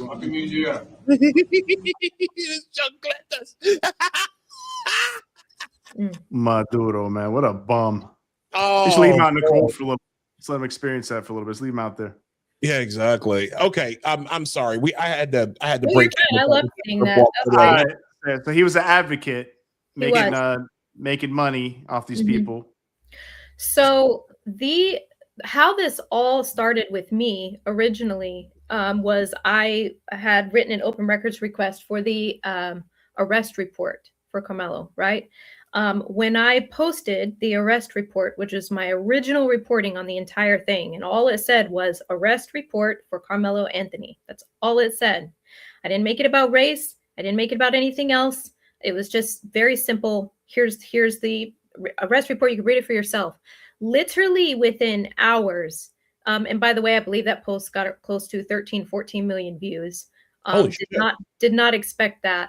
But within hours, their threats began to come into my inbox within hours. People calling me a racist, a bigot, saying they were going to burn my house down, saying they were going to burn my house down with my children inside of it. Mind you, I was pregnant at the time. Okay. Oh, I was pregnant with my baby at the time. I had not had my baby yet. I was about 4 or 5 months pregnant when all this happened. Oh no. Yeah. So Christ. a little stressful. Okay, cool. I'm used to getting threats. I truly am. Like, I'm just like, oh, whatever. These people are mad. After he did what he did at that press conference, it got so much worse. People were sending me threats on every single platform I was on, telling me they were going to slit my child's throat, telling me they were going to yank my baby out of me. And I mean, absolutely horrific things. Okay? Oh, Fucking monsters. What a monster. They are monsters. They're absolutely, and I didn't do anything to deserve that, other than to expose Dominique Alexander exactly for who he was. Then Dominique Alexander disappeared kind of off the playing field, and this new person emerged by the name of Tiffany Billions, aka Tiffany McAdoo. Tiffany Billions, who had apparently been speaking on behalf of the Anthony family on her Facebook at first. And I sent you a post from a thread that I wrote about her, Isaiah, but I think I sent you like the third part of the thread down where she's speaking about me and my children on a TikTok live. It's pretty sick. But she, on a Facebook post, all of a sudden mentioned my name, I guess because of the attention that I was receiving for my reporting, and said some pretty horrific things about how I needed to focus on my it's funny that I was reporting on the Anthony family when I needed to focus on my own family and my own past, which I'm like, I immediately knew what she was probably going to start doing, which was smearing my character, trying to discredit me and try to bring up things from my past from 12, 13 years ago, that most people already know about and already have the full context for, and they understand that I came from a very abusive home, had a very abusive husband at one time, and a lot of bad things happened because he was a part of the judicial system. He is an ex-cop and is now sitting in prison for doing absolutely horrific things to my daughter. Oh my God. Tiffany Billions pulled all of this, took it out of context, and did not, provide full context, which I've actually gone on to podcasts to talk about my past, talk about what's happened in my family a long time ago. And it's part of why I do what I do now, as far as exposing pedophiles and exposing criminals, anyways. So like I said, I'm an open book. I've talked about this before. I attempted to go directly to her Facebook post and say, make sure you share the full story before you go smearing my name and who I am. You can't defend, the case itself. So you have to go after my character. I get it, but make sure you share everything. So I went ahead and shared links to my podcast, links to, what I had talked about from my past before. She deleted every single one of the comments and then went on to smear my name. And at this point, we were unsure exactly how connected to Drew Anthony she was. Drew Anthony being the father of Carmelo Anthony. Okay. At this point, we're kind of unsure on how she's connected, how well she's connected. Does she actually know this family? But later on, we were able to find out that she is fully connected. She is their actual advocate because she has submitted legal documents saying so. And I'll get into that in a minute. So she did try to smear my name. She doxed my home. She doxed the full names of all of my children, except for, of course, the one that had not been born yet. Oh my God. I was like, okay, so this new person is targeting me. I had a source in the DFW area that had been sharing information with me about Dominique. And I messaged this source and said, do you know this person, Tiffany Billions, or Tiffany McAdoo is our actual name? And this person said, if you thought Dominique Alexander was bad, you don't understand what you're getting into with this woman. Oh dear. I was like, oh my God. Okay. So attempted to ignore her, attempted to just think, okay, but just leave it alone. It doesn't matter. At the end of the day, we need to wait for this trial to happen and make sure that we get justice for Austin Metcalf, right? Enough. Yeah. This woman So we have been able to find connections with her and this entire group that is absolutely 100% meant to target me and target the Metcalf family. And before you, not to cut you off, but before we go into that, I want to play some of this. I have not heard this yet. It's pretty bad. So I'm only going to play like maybe a minute of it because this is what 6 minutes long. It's a 6 minute long clip, but I'm only gonna play maybe a minute or so of it. But this is here we go. I'm buckled in. Here we go. I don't care. I hate to see her fucking face. Bitch, I hate you. You whiny ass hoe with your broke ass asking for $25. Bitch, I got that 4 or 5 times over just sitting in savings, hoe. Bitch. You ask if I got 4 or 5 times that sitting in my bank. Okay, bitch, you got $125? You got $125 in your bank account? When she said $25, she actually meant $25K because that's what I raised. Oh, okay. That makes more sense. Yeah. Okay, I'm about to go in. I hope somebody records this and send it to her. And fuck you and your attorney, bitch. Oh, she's probably already doing that with her attorney. And I wish you would run up on me. I wish one of you hoes would run up on me. I can't wait to lay you niggas down. I can't wait. Run up on me. I'm a fear for my motherfucking life. Hold on a second. So she's inviting you to run up on her so that she can fall out and play the victim. Right. Essentially, yes. How retarded is this bitch? And is she telling you to do that while you're pregnant? Yes, I was pregnant at this time. Yes. So she thinks you're gonna go and start a fight with her while you're pregnant? Just say. I don't know what she thought. I don't know. You're dealing with some of the most retarded people in America. Yeah, I am. It just keeps going. Just here we go.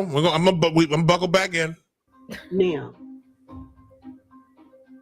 this type of shit, ho, don't nobody owe you nothing, and Janita don't owe you nothing as a black woman. And she's probably gonna give you an interview, bitch, but I don't care. Because we doing a whole nother thing over here. A whole nother thing. While you on your 4th baby daddy with your legs open, ho. I'm over here creating a whole movement. A whole dumb movement. Bitch. A movement? You creating a whole movement to get this little... Just let it go. Just let it play. This bitch is whining because I did an interview. It has nothing to do with you, bitch. Turn it That off. never happened. I didn't whine. I'm going to tell you why she's really mad. You mad because y'all intended to shut that interview down. We know because we got the message. We have messages where y'all were messaging each other saying that you're going to go in the interview and shut it down. What interview are they? What interview is this girl referring to? She did an interview with someone by the name of Janina Warren, I believe is her last name, who they refer to as a journalist, but she's not. She is a commentator, and that's pretty much it. Like she's trying to say that I was upset that Janina Warren gave Tiffany Billions an interview. I wasn't upset that she gave an interview. I made a comment about the fact that these people seem to run together, and she allowed a lot of lies and misinformation and even threats to happen on said interview, and I simply pointed that out, and she's angry about that. Unreal. Here we go. I mean, I can do a couple more seconds here. Yeah, there's a specific part I need people to hear. Do you know the timestamp by chance? No. I believe it. Go ahead. Let's play the whole thing, Isaiah. This is it's actually kind of funny. It is actually. Here we go. And crazy. Oh my, crazy ain't we just a minute and 40 seconds in. We're showed up. You can't shut nothing I'm doing down, ho, because you're not on my level. You gutter bitch. That's what you are. But you the one calling her all sorts of hoe. You got me fucked up, bitch. Like really? but Sarah's the gutter bucket. Okay, Right. It takes one to know You'll one, never man. catch me talking like this, but exactly. Slum whore. I have never stayed in a house as raggedy as yours ever in my life. And You talking shit about her house? she tried to tell people that I was living in a dump heap on the side of the road and that I was living in a trailer. I don't live in a trailer. I actually live in a fairly nice home, a 4-bedroom. I live in a nice house. We'll just put it that way. You live in a nice house, and meanwhile, the bitch who running her mouth on this, it probably ain't changed the sheets in about 2-3 months. Hold on a second. bitch, when you doxed me, the reason why you didn't show my house, Reversal. because it was 4,500 square feet, 5 bedroom, 3.5 bath, bitch. That's why you didn't show the inside of my house, but you didn't show the outside either. Wait, what? Hold on. So what? This bitch said you was shooting MTV Cribs? Tried to accuse me of doxing her. At my house, bitch. Wait, what? Wait till what you hear what she says next. No more. This is some of the most ratchet ass shit I ever heard in my life, man. This Yeah. is petty as fuck. Yeah. I showed you yours, raggedy. I piece showed of yours. shit. Is You're what she mad because black people are living better than you. You're mad. That's why you were mad at the Anthony's. You broke bitch begging for $25,000. Who don't have $25,000? Nigga, I sneezed that. A lot of people don't have $25,000. Then you probably got a sinus infection. If your brother's that green coming out your fucking nose, bitch. Like, you serious right now? That's unbelievable. Man. Nah, he's $25,000. No, that's because you got some type of virus in your nose. You got a sinus infection. That's how your brother's that green. Imagine recording this and then being like, all right, I'm going to put this out into the world. Right. I mean, she did this live. This is a live that she did. And someone recorded it and sent it to me. I'd be so embarrassed, man, putting this out. Oh my God. What embarrassment. Here we go. You better leave me the fuck alone. But you the one running your mouth on TikTok or whatever this is. She's doing too much now. You doing too much. This bitch says, you realize this insane woman has changed her story and narrative. Bitch, she's just a liar. It's something about crackheads.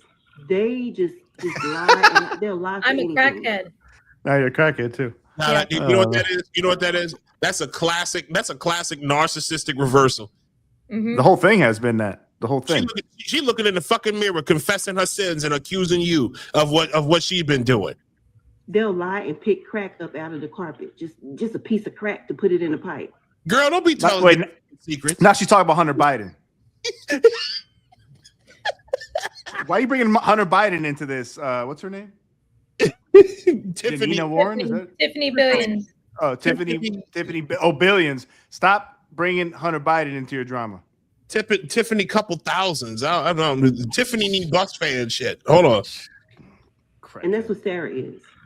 I hope you're recording this, bitch. I hope this plays in court, bitch, when I see you. No, you don't. You don't want I don't want this. This is, yeah. I hope she plays it in court. Probationary attorney.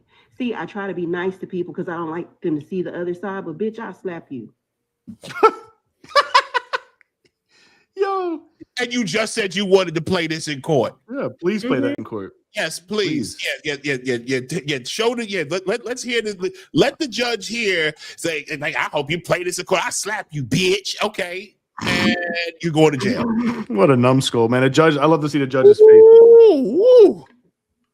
What a dummy. You better ask somebody about me. While you pulling my criminal history, you better pull the assaults too. Leave me the fuck alone. She's threatening you now? And that's a warning, sir. Who the hell is that? No, Carmelo. This is someone who was on a live with her by the name of Lord Gaga on TikTok. His actual name is Harley Davidson. And he has... I'm not joking. You know what? That's the show. My name's Kawasaki, man. This man is one of her quote disruptors. That's what her group is Disruptors. called. Oh my god. Disruptors. So that's the voice. That's the voice we're gonna hear next. Yes, this guy is known as one of her disruptors. Oh my God, here we go. Yeah, we gotta play this. Go ahead. That's why I started off and I said, I'm tired of this bitch. She's like obsessed with me. You are literally, you know, your case is falling apart. You know, Jeff Metcalf ain't shit and he's a sociopath. You know, Megan is a pygmisha. You know, Austin and Hunter are retarded. Wait, a what? Yo. And Hunter are retarded. You know, your case is falling apart.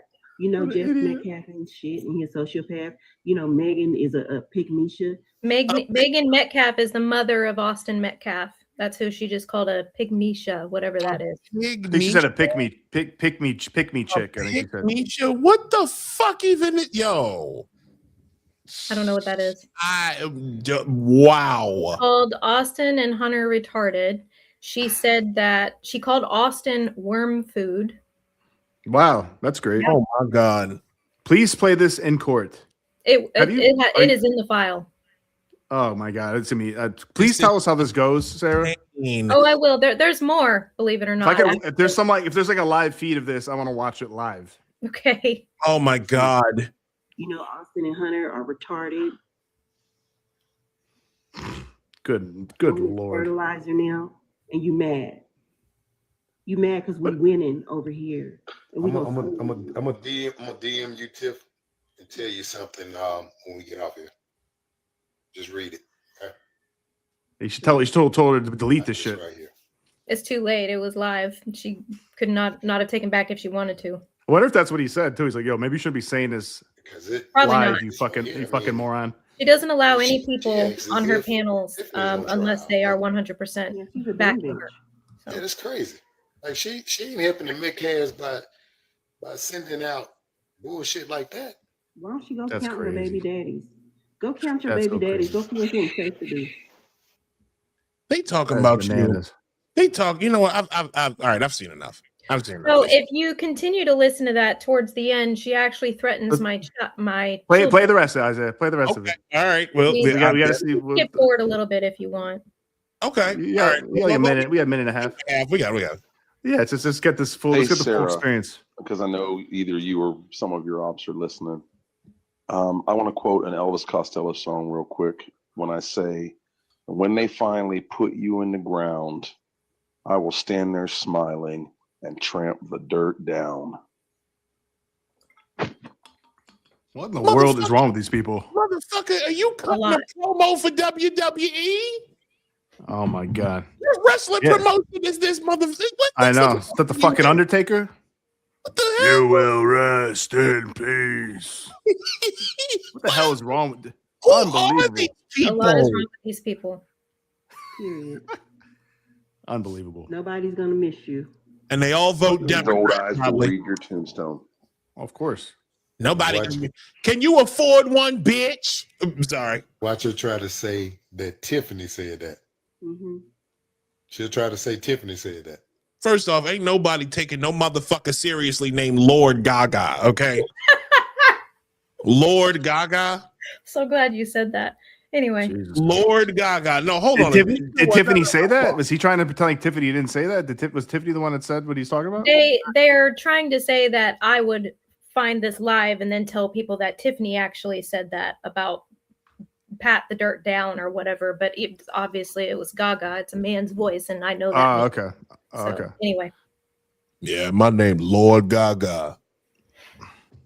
Dude, this is some high school shit, Carry dude. my so I can see you my Pofka face. Well, you There's like say some- it's high school stuff, but here's the problem: is what happened after all of this. Anyway, good. Go ahead. Okay, here we go. Let's finish this up. Let's finish Yeah, it. let's do this. You know, If I had Tiffany's voice, I would talk to myself constantly. Fucking retardation. Thank you. Yeah, that You were harassing him. And he's right.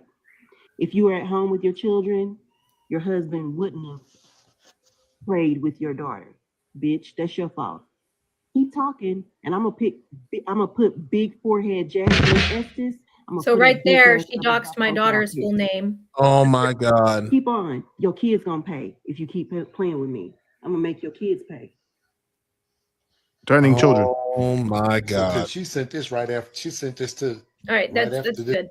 Threatening little children. Yeah. So this woman, let me just go over a few because I wrote some of them down.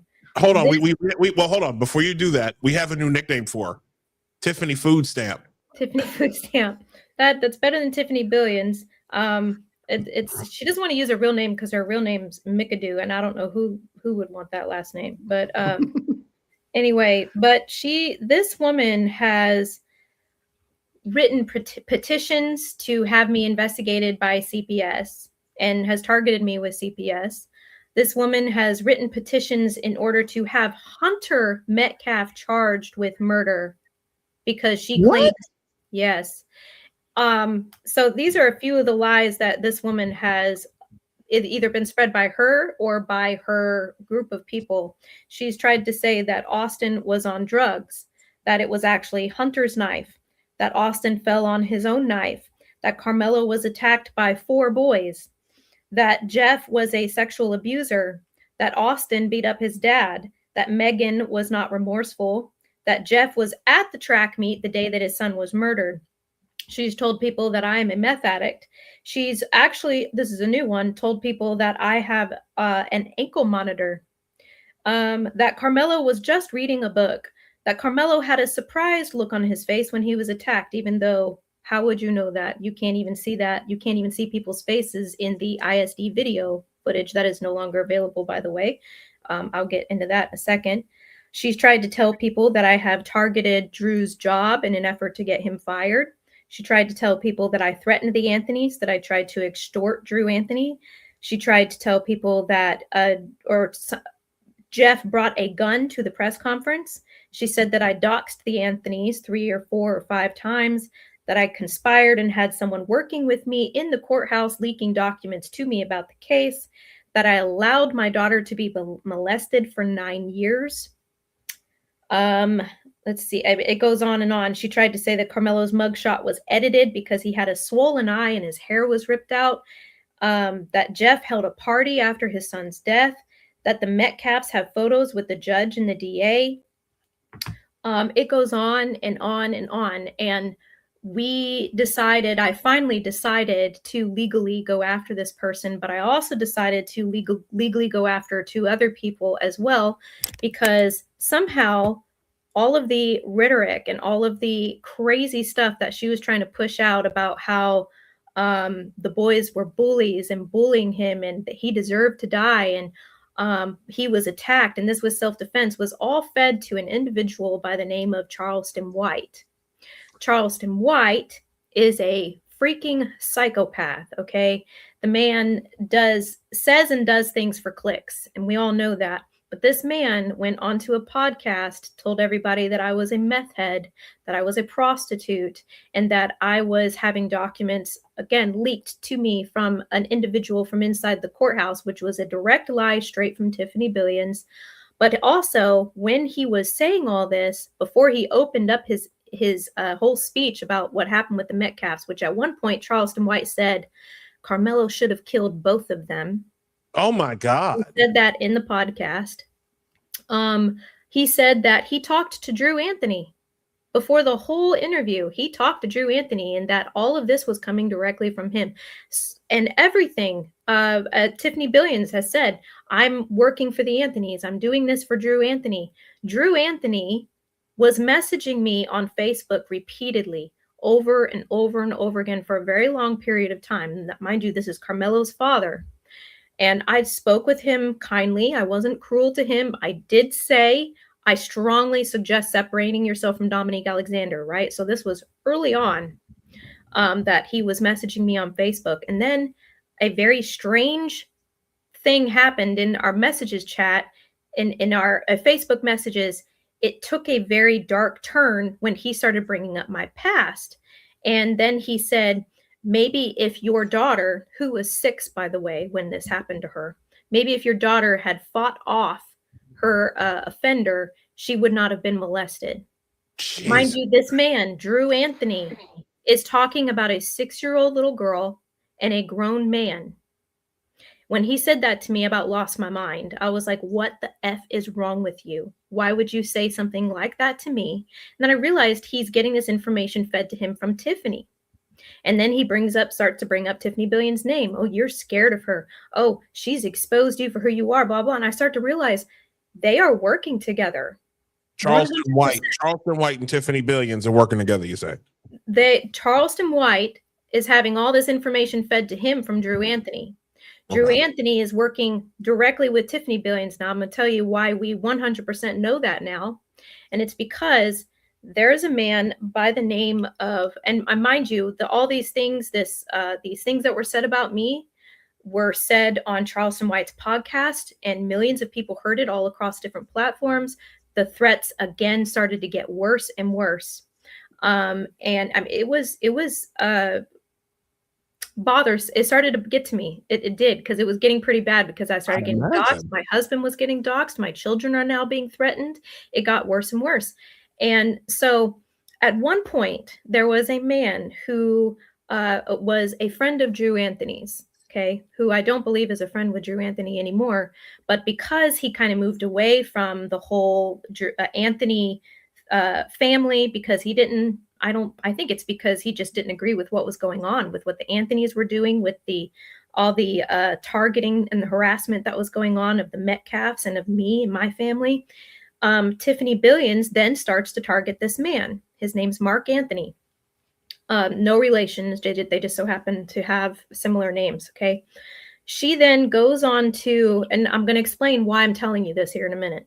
She then goes on to TikTok, and she has a fair amount of people in her live, and tells people that Mark Anthony has sexually molested his own daughter, which then opened up I believe, a CPS case with them, and his daughter ended up having to get a rape kit done. Oh my God. And he did.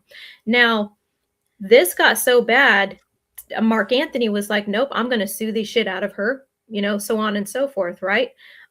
This was a horrific thing to do to his family. The case, she then turns around and says that the $40,000 that he put out to pay his attorney to sue her was actually a hit job on her. And she told everybody this $40,000 he spent was actually a hit job on her. It wasn't to his attorney. It was to take me out, right? So then she says that she's going to take this evidence she has to the court and file a temporary restraining order on Mark Anthony. Mark Anthony's like, yeah, this isn't going to work. We're going to go and disprove her right now. She's a liar, right? Well, the thing is that guess whose court this case ended up in front of? Judge John Roach, who is the same judge that is going to be presiding over the Carmelo Anthony case. Oh my God. Wow. This woman hates this guy. Okay. She does not like John Roach. They have actively tried to move the case out of the venue. They've tried to move it. It's not going to happen, but she does not like John Roach. So she then submitted legal paperwork to the court and said that I cannot go in front of John Roach because I am the official spokesperson and advocate for the Anthony family. And just like that, we had exactly what we needed to prove that she is indeed working directly for the Anthony family for everything that she's done. Real quick, I do have, I think this is the video of Charleston White, just to give everybody a little, for the benefit of the audience, want to give them a little bit more context on this. So this is actually, I believe what you're showing here, this is actually where Charleston White, after he went on and said all these horrific things about the Metcalfs, offered Drew Anthony a job. That's what this is, this post. So this isn't the right one. This is where he's offering Drew Anthony a job, and Drew is like, "Oh, thank you so much." Blah blah blah. Let's look for the other one. Matter of fact, is this it? Is this it here? July 11th. Read with caution. I don't know. Oh wait, here. No, I found it. Wait, what? There's several ways that I reported on Charleston. Here's where he went live at one point, and but this isn't the podcast where he said he should have killed both of them, but he still said some crazy stuff in that one right there. One. This one here. Okay, so you can see it. All right. Okay, so let me pull this up here. I am looking for an attorney. Defamation has consequences. Charleston White posted this an hour ago. 100,000 views and counting. Let me bring this up because this dude. Here we go. The Boy Scout tool that most white people give their elementary kids. You lift it this way, you lift it this way. About 12 items on there. A knife just so happens to be on there. I think even a fingernail file is on there. The knife was so small, it did not penetrate his heart. Wow. It was too small. It was a little small knife. Psycho. They're not telling us this. And they tricked me. And they had me going against a good kid. They had me going against a good kid. So I'm fucked up about this, my white Republican friends. I'm fucked up. This is what the Democrats did to the poor niggas with the rappers and the. Come on, y'all are doing to. Come on, you're gonna do what the Democrats are doing to the blacks. Just give us the truth. We're smart enough conservative. And by the way, my voting record is all conservative. Mike Wallace, you name it. Mona Bailey. Here we go. I found it, Isaiah. Shelley Pritchard, Jen Read it, Hall. okay. I know all of them. Taryn. What the fuck? You know what? This dude. Yeah, I wouldn't listen to his rants. It's sick. Some of it is really sick. You sent it to the. Oh, you sent it to. Okay, I got it. I sent you the one where he said he should have killed both of them. All right, here we go. Let me share this one instead. Pull that up. Here we go. Let me bring it up here. Okay, I have had about 24 hours to collect. But let me see. I'll just play the video. Let it speak for itself. Here we go. Anyways, let's continue listening a bit more. And they got a reputation of beating up people.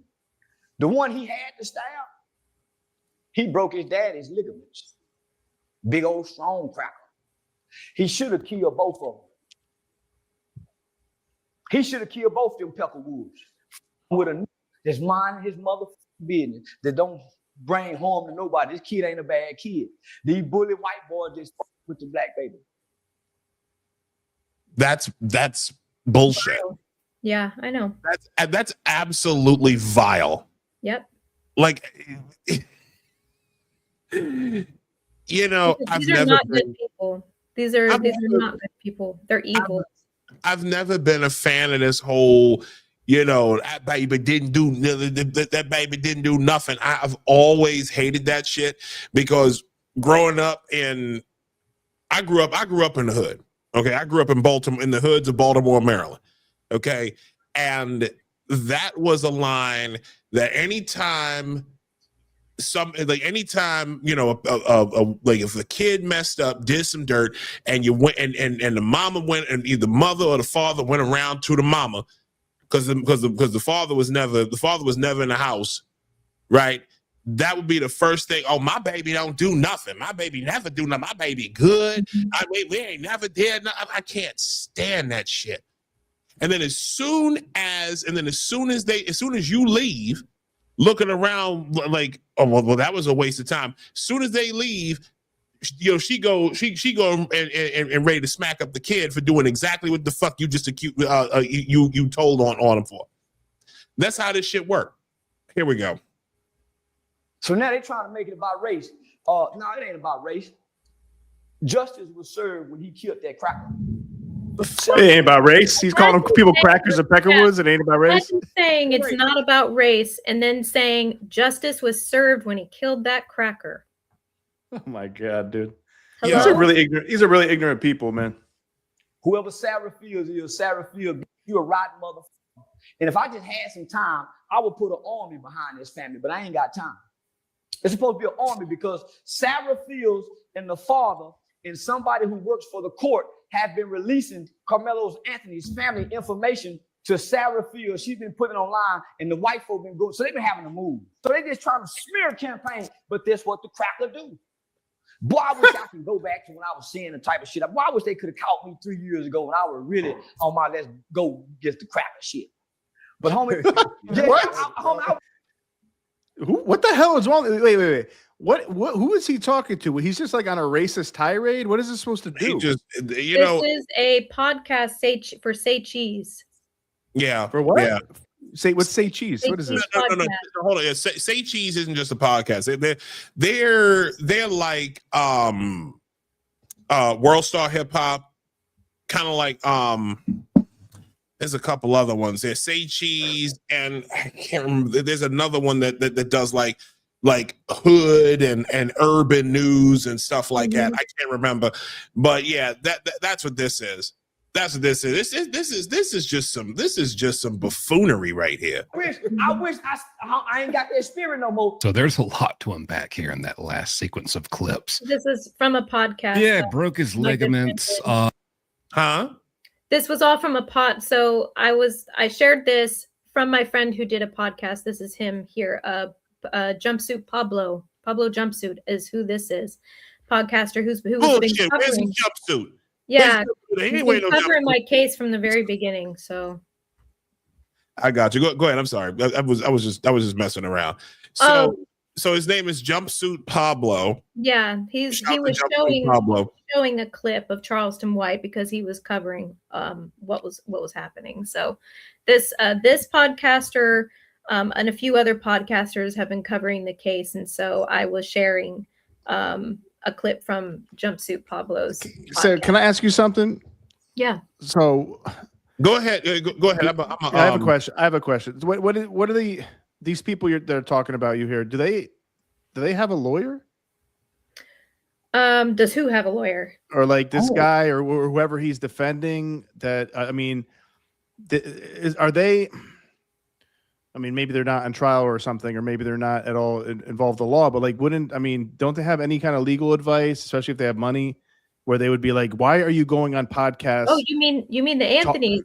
Yeah, like that guy just talking, or the Tiffany Billions or whatever. Don't they have any legal advice, or anybody's be like, "Yo, why are you online sounding like the most ignorant, racist, violent pieces of shit on earth?" Yeah, they have the Anthonys do have an attorney. I'm trying to remember his name right now. It's escaping me because I've actually covered their attorneys as well. Because originally they had attorneys that were provided by the Next Generation Action Network. And then when the Next Generation Action Network and Dominique Alexander moved on, they then hired a new attorney. And I'm trying to remember the name of the attorney, but yes, they do. Long story short, they do have an attorney. I don't know if the attorney fully knows everything that was going on here. Now, a lot of this has calmed down as far as Charleston White goes, but Charleston White kind of just moves on to the next thing, right? But the damage has already been done. As far as Tiffany Billions, it's been proven beyond a shadow of a doubt that she is the advocate. So I don't know why the attorney has not said, keep talking. I'll be right back. Be right back, guys. Okay. I don't know why the attorney has not said to be quiet. I really don't. I don't know if I know that they know. I know they know what's going on because, I mean, I report on a lot of this and it's very, every time I report on it, the majority of it goes viral. So you can't hide from the information. I'm also fully aware that the DA and the Metcalf family are aware of my reporting and what's going on. And I know that Jeff Metcalf has taken a lot of the information that I have shared to the DA and like, you need to see this because in the last few months, the witnesses, the minor witnesses from the arrest report have been doxxed. They literally unredacted the arrest report and put out the names of the minors out onto the internet. Because of that, there's a lot of things that have happened. So another thing that happened was because witnesses were doxxed, because so many they're trying to dox people from Frisco ISD, they're trying to dox people from Frisco PD. I found out that the defense had sent subpoenas to Frisco ISD for all of the students' information in order because they wanted the students' information that were there at the track meet that day. They wanted their addresses, their parents' names, everything, right? The parents, actually, several of the parents came to me and were like, what can we do? Because we're terrified for our kids because of what these people are doing. Because, you know, you hear them say all these crazy things, right? But they hold Zoom meetings every Sunday or Saturday, every week, once a week. And they have their little campaigns and their petitions that they do. And every single one of these people that are under Tiffany Billions and her disruptors have a job. And they specifically are targeting certain aspects of this case. They're literally witness tampering. They're literally trying to dirty the jury pool. Wow. So what they have done so far is they've doxed witnesses. They've doxed multiple other people as well. And these parents were in fear for their children because of how evil these people are. So I was actually able to get the parents of Frisco ISD connected with an attorney so that they could get a protective and a gag order put into place over this case so that nobody, no one at all, can gather any more information via open records request. Now, mind you, this means I'm not going to be able to get any more information either, but that's fine as long as these kids and these witnesses and the people in this case are protected, because this has gone way too far. Jeff Metcalf was swatted 6 times. Megan Metcalf was swatted twice. Yeah. Wow. The day there was, let's see, it was August 24th. Someone attempted to swap my home. That night, just a few hours later, I went into labor with my child. I don't know if I would have gone into labor if that hadn't happened, to be honest, but it was very stressful. While I was in the hospital the next day, mind you, we had to have the hospital on full security alert. No one could know that I was at the hospital. I actually had a friend posting online for me in order to make it look like I wasn't even at the hospital giving birth, because there was a man by the name of Tyrone Gilliard who was social media friends with Drew Anthony. Mind you, everything seems to keep going back to Drew Anthony, right? Yeah. And was someone who could be seen regularly interacting with Tiffany Billions and some of these other people. But this person was threatening me, telling me he was going to find me. He had a countdown saying that when the countdown was over, he was going to come after me. The countdown was to my due date. She has 36 more days. She has 35 more days to have her baby, and then I'm going to put my hands on her, right? So because of this threat, let me back up actually before August 24th. Because of these threats online. Real quick, before you do, I just want to bring in, I have actually a surprise guest who is a friend of mine. He's another gentleman who's been covering this story, who was covering this story as well. He's actually the gentleman whose show I was on to talk about this. Wow. And it is a welcome surprise to welcome my boy Logic from the Just the Guys podcast and from Metro Conservative Media. What's going on, man? What's up, brother? How you doing, man? What's up, Logic?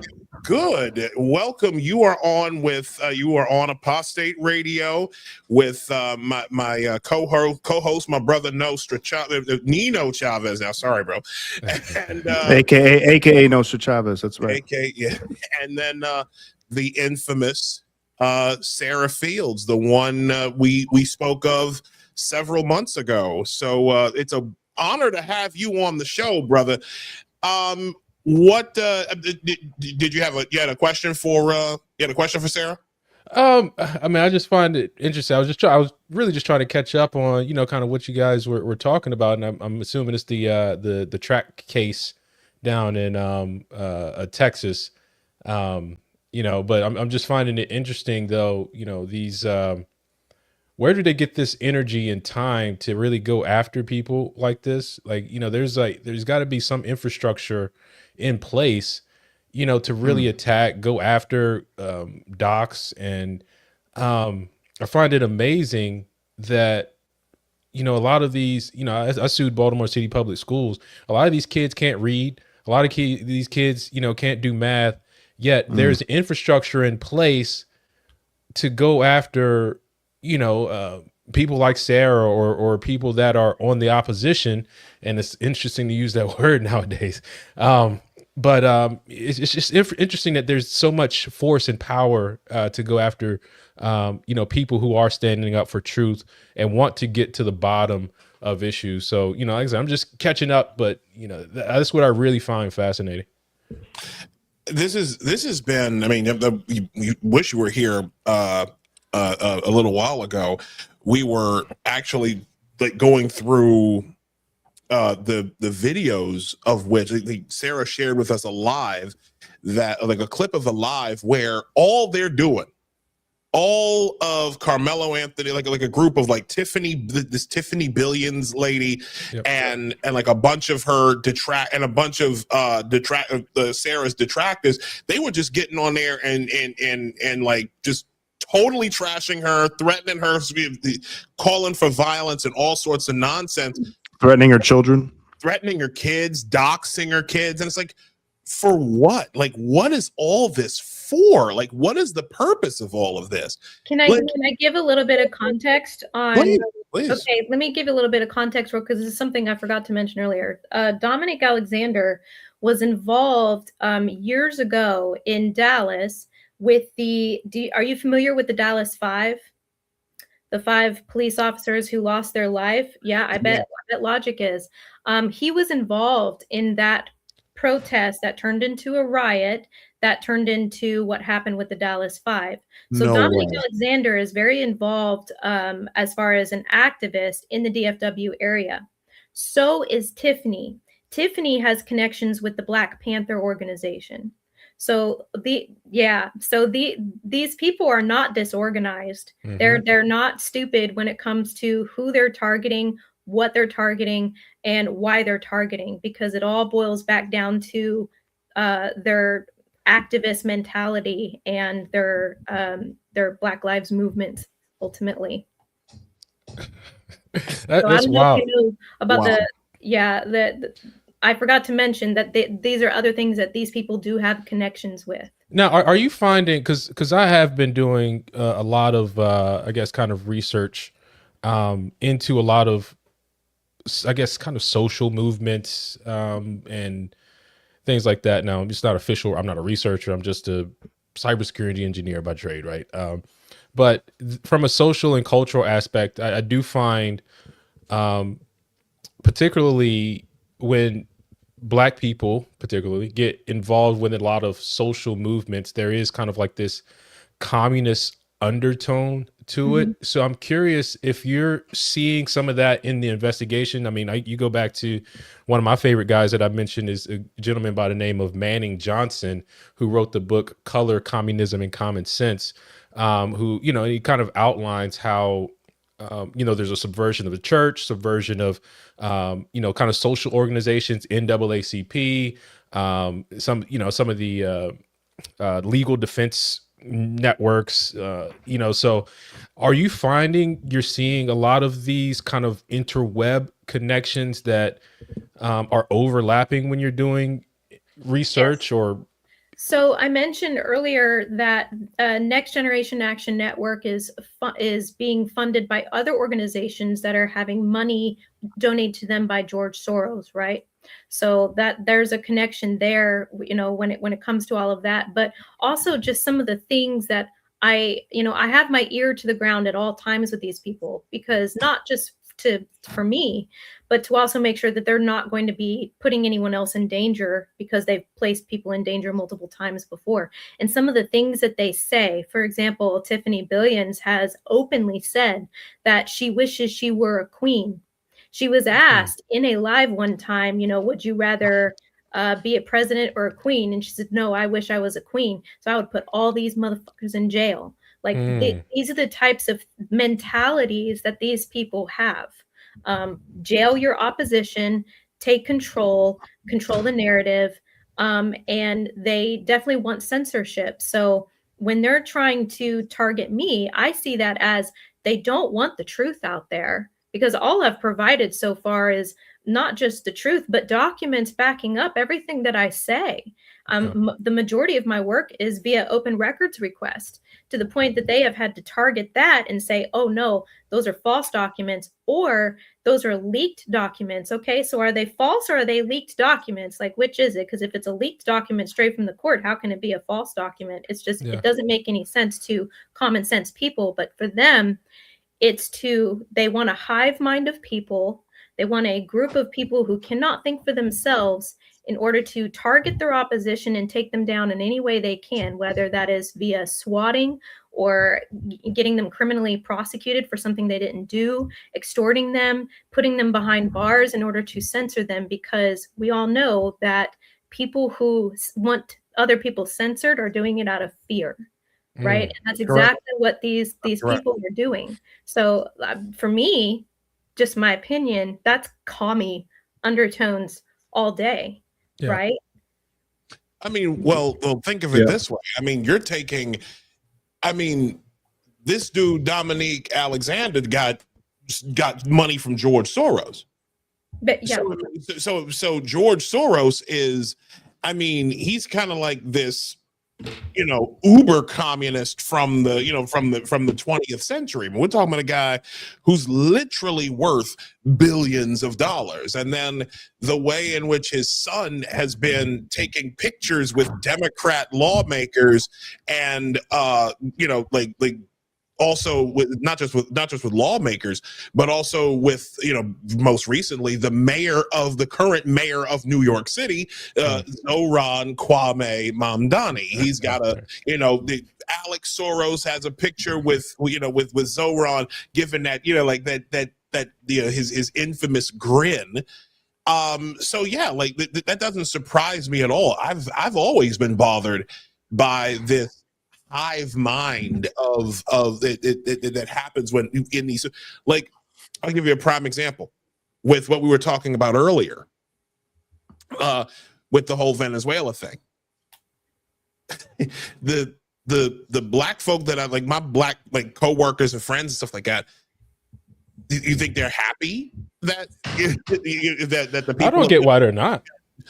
You would think. You know, we talk about crack in the 80s and you know, in the 70s, and then, you know, you got somebody that's cutting that off. And like literally, like with the whole situation with Venezuela is literally like this. Imagine if Rolling 60s Crips went from taking over a neighborhood and then took over a whole fucking country. That's basically what this was. That's what the whole that's what the situation was in Venezuela. But I don't want to get too far. But but you see that hive mind, that emotional dysregulation to the point of murder. Sarah, I am truly sorry you went through all that. And but what's changed? Has anything changed in the last several months? Because I know that was several months ago. What's going on now regarding that? Yeah, Sarah, I don't know if you finished your story too when Logic came on. You said something like the 24th something happened, and yeah, I was almost done. I'm just gonna I'll catch you up real fast. So sorry about that. Yeah. No, that's okay. This is great. I'm going to advertise the heck out of this podcast tomorrow. It's gonna be great. Thank you. Yeah, this is awesome. And I'm so happy that we have Logic here. I've actually listened to you before, so this is cool. No way. Yeah. So weeks before I went into labor, CID, the FBI, and the sheriff department showed up at my front door and basically asked to come inside. And of course, I'm like, my heart's pounding. I'm like, what is going on? You know, and I knew it probably had something to do with the Anthony case because of all the targeting that was happening. But they were there to talk to me about an individual that called himself Himothy. Later, we found out his name was Tyrell Hilliard. Now, this individual is the one that I said earlier had the countdown, said he was going to come. He said he was going to come get me. He was going to put hands on me. He was going to go after my kids. He was going to go after my husband. Said some absolutely horrific things. And to the point that it got the FBI's attention. And they wanted everything I possibly had on this guy because I'm a receipt person. I keep receipt screenshots of everything. Okay. I don't want to show you the amount of photos I have on my phone and in my computer. But I save everything. And so I provided them everything I had. They were able to get TikTok to cooperate with them. Facebook no. to cooperate with them. They were able to pull all the IP addresses and figure out where and who this guy was. And they found him in Ohio, extradited him from Ohio to Texas, and he is now sitting here in my county jail awaiting indictment for his threats towards my family. Holy shit. Wow. Yeah. What is a possible sentence for that? So in the state of Texas, they just recently passed a law saying that if you are convicted of, I guess essentially that'd be cyber stalking, you're not even eligible for parole. So it's I believe the sentencing they've made it pretty hefty because of the increase of cyber stalking. So he would not even get parole. I'm not sure exactly how long the minimum sentence would be, but I know it's not light. Yeah, so that's ongoing. So I didn't actually find out that he had been arrested until it was actually the day after Charlie Kirk was killed. So that was an emotional roller coaster. So he was arrested. So that was September 10th that Charlie Kirk died, right? So September 11th is when Tyrone Gilliard was arrested. However, Tyrone Gilliard was still on the loose when I went into labor, which was hours after the attempted swatting at my home. So I went to labor, was giving birth in the hospital. The next day, I'm very close, like I'm about to give birth. We get a phone call that CPS is standing at my front door talking to my teenage son and my younger son, my 6-year-old. And I find out that she had asked him to bring my 6-year-old to the door and was asking questions, wanted to see my 6-year-old. I'm sorry, I have no love for CPS. Get the F off my front porch, right? I don't want you anywhere near my family. I have zero love for CPS. And a lot of that stems from my prior reporting on the border and just seeing all of the, I don't know, the very suspicious trafficking of children and children disappearing and CPS being involved. That's a whole nother ballgame, right? Whole other show. Whole other show. Whole other show. So I'm literally like, I was so upset and stressed out about this that they literally had to give me anti-anxiety medicine while I'm trying to give birth to my child. And my attorney is on the phone with my husband, talking to him, trying to calm him down. My attorney's like, let me take care of it. Go be there for the birth of your child. I was a wreck.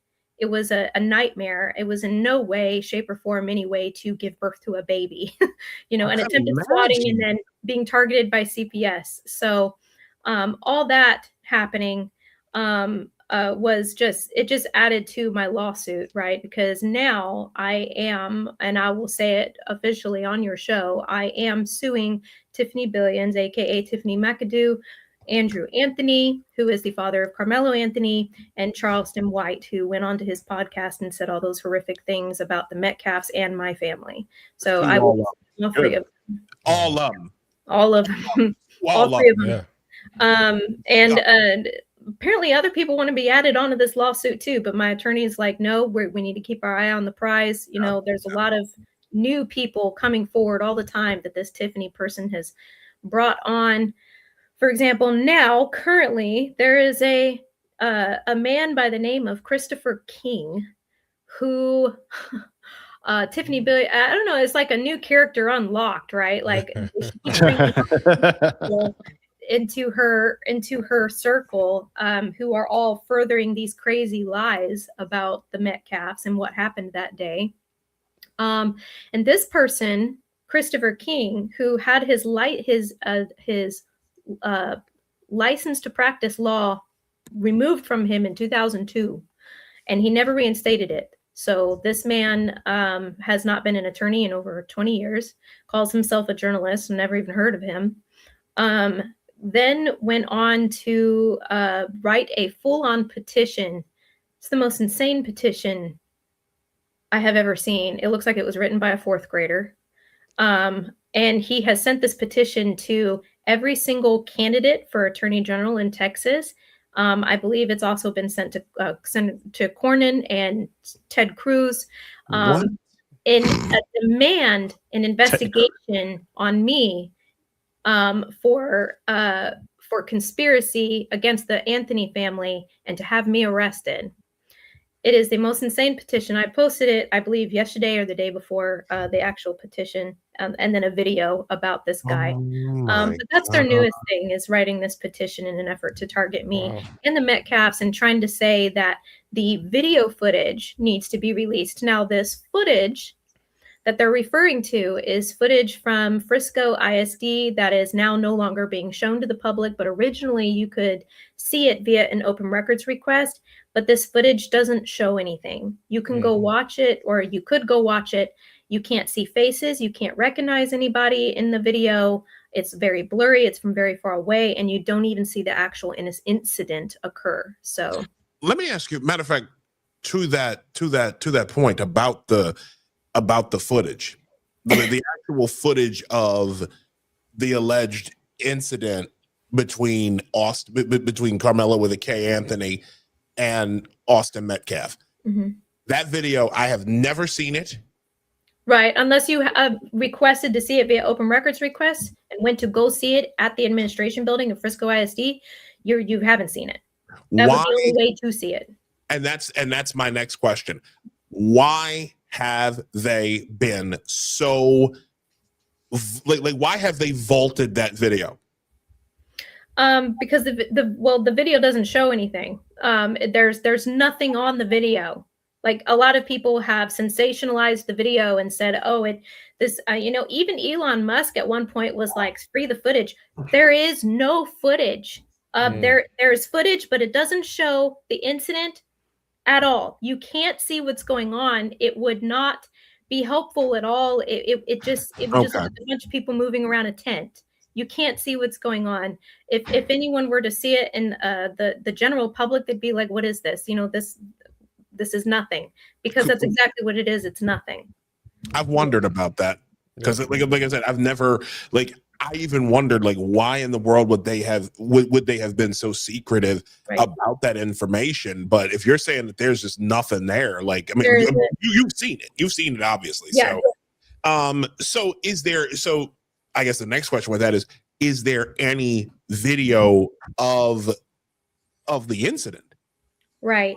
I'm going to say this is alleged, because I'm just going to tell you what I've been told. From what I understand, almost 30 cell phones were taken that day after what happened.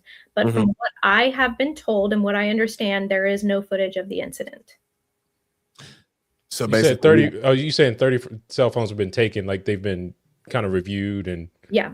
Okay, gotcha. Yeah, but you have to understand, this was a track meet. These are athletes. They were there to stretch, and they were about to run. They're about to do their thing. They don't have their phones out, like they're not recording and taking pictures. Right.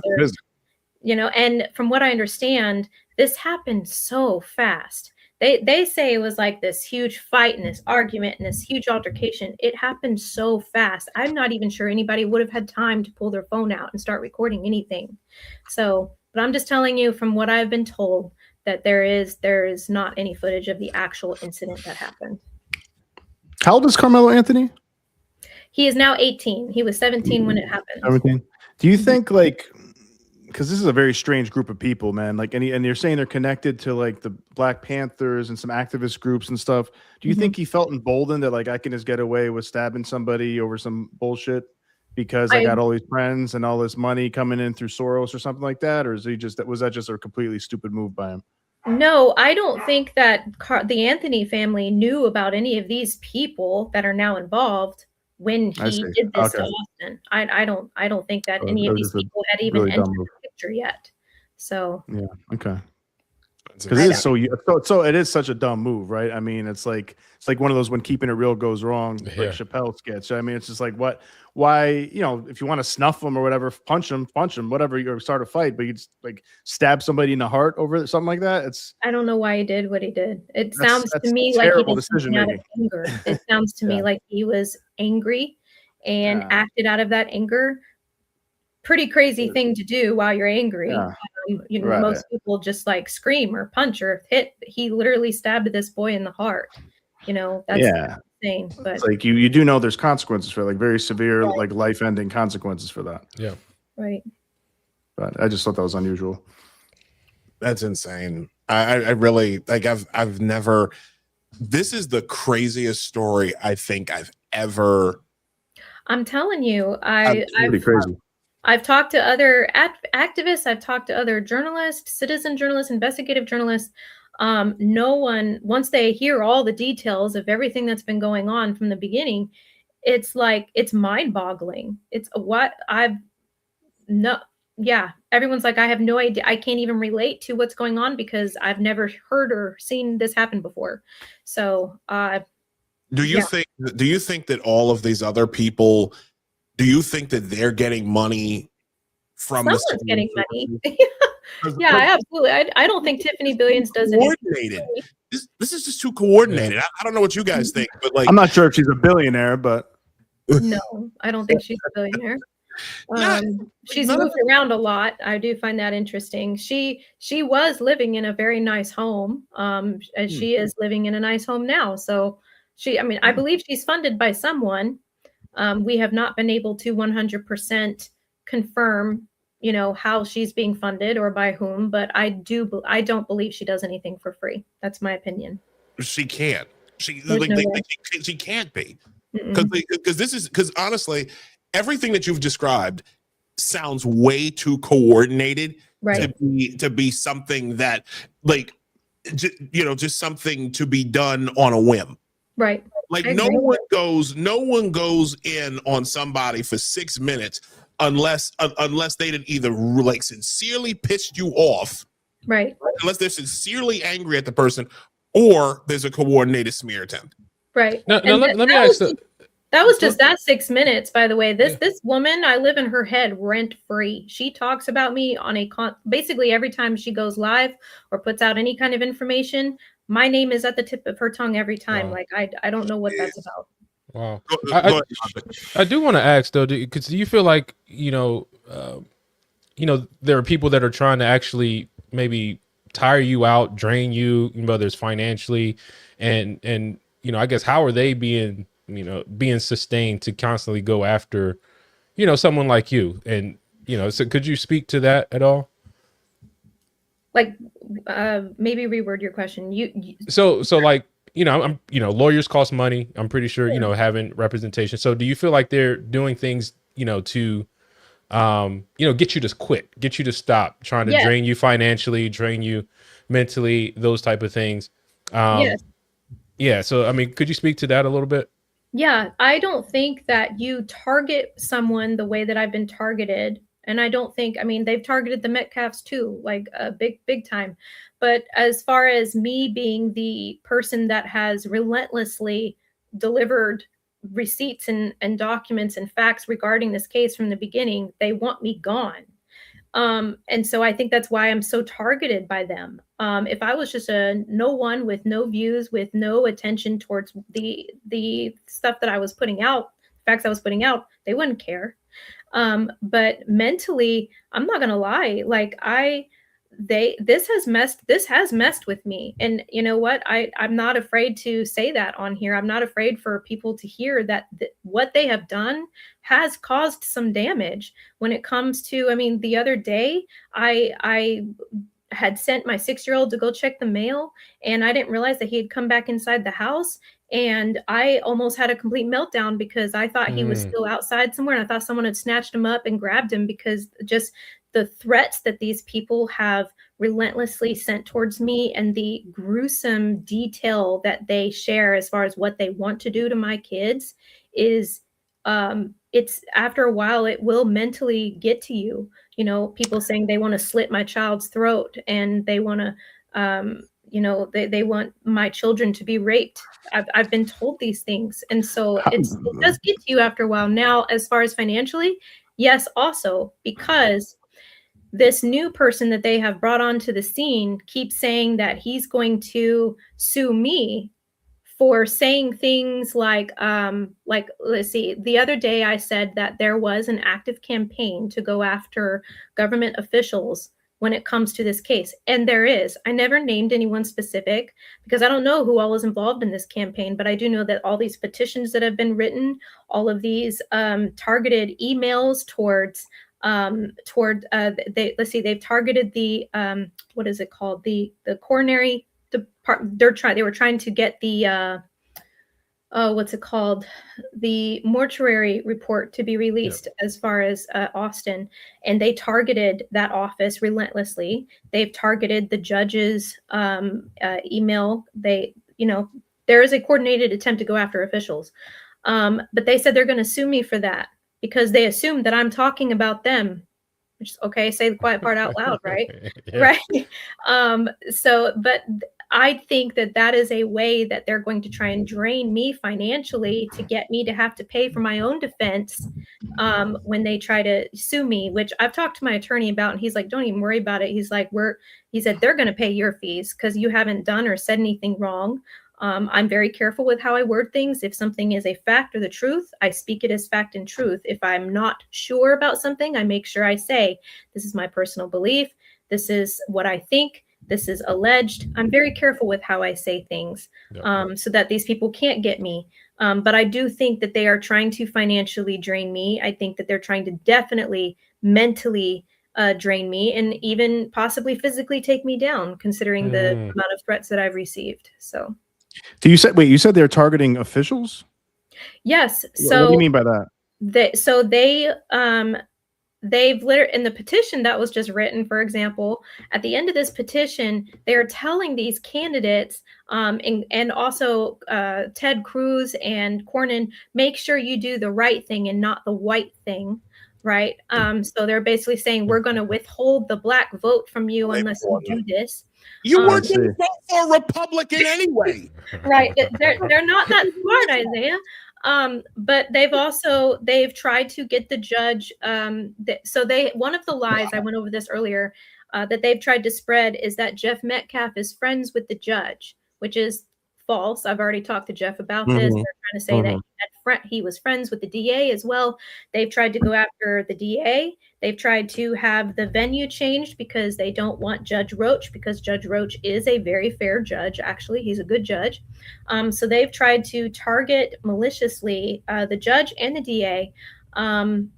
Who else? Like I said, they have, for example, there is a woman by the name, she's not, I guess, a government official, but she works in the courthouse. They targeted a woman who worked at the courthouse so viciously that she ended up getting fired from the courthouse. Oh my God. Because they targeted her and they went after her and they called her boss to the point that they finally got her fired, trying to say that she was somehow directly connected with me. And I didn't even know the woman. Like that, this is the horrible things that these people have done to these people. Let's see what else. Like I said, they have targeted what they do is they put all these email campaigns together, right? And they have all their disruptors, which is what she calls them, to send email after email after email to all these different officials' offices in order to, I don't know what they think they're going to accomplish. They've accomplished nothing so far. But that is what they're doing. And they're not going to stop. This is just going to ramp up and get worse all up until June 1st, in my opinion. Wow. This has been quite an eye-opening conversation, Sarah. I do what? Go ahead. Did you have a question? I want to ask one more question to Sarah. Sarah, you guys in your home, I hope you guys are armed. We are armed. We are triple armed now. Good. And we a lot had of ammo. Yes, we actually just went and bought more ammo yesterday.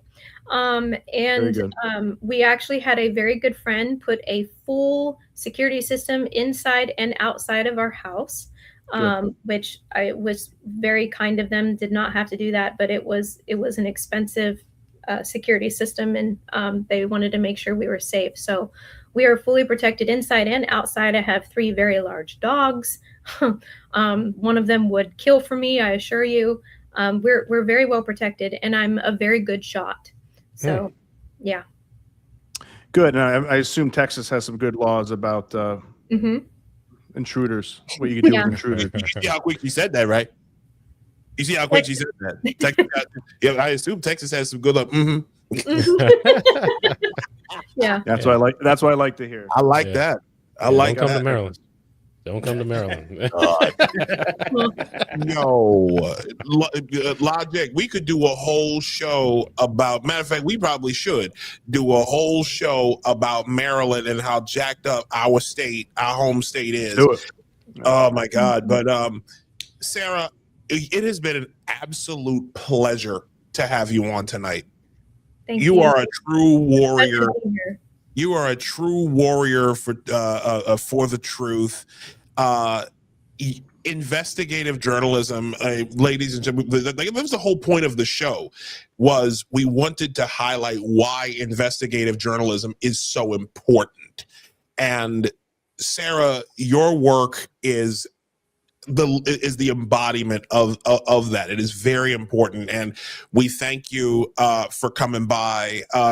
Where can people find you? Where can people talk, connect with you and your work, and even financially, if need be?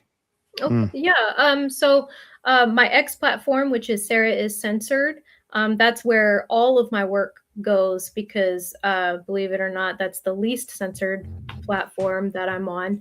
A lot of my work also goes to my Facebook, Sarah J. Fields. I am on Instagram, I believe, as Sarah is Censored or Sarah Uncensored. I honestly can't remember. I'm not on Instagram very much because they do censor the hell out of you. But I am on X and Facebook. Sarah is Censored. Yeah. Oh, and I'm also building a website, which is going to be txfreedomcoalition.org when it's complete. But it is not complete yet, so stand by on that. But eventually, once the website is up, I'm going to put all of my investigative and exclusive work on that website. Awesome. That'd be awesome. Awesome. Good. Sarah, I thank you once again for coming by the show. I also want to thank Logic for stopping by. Yeah, awesome.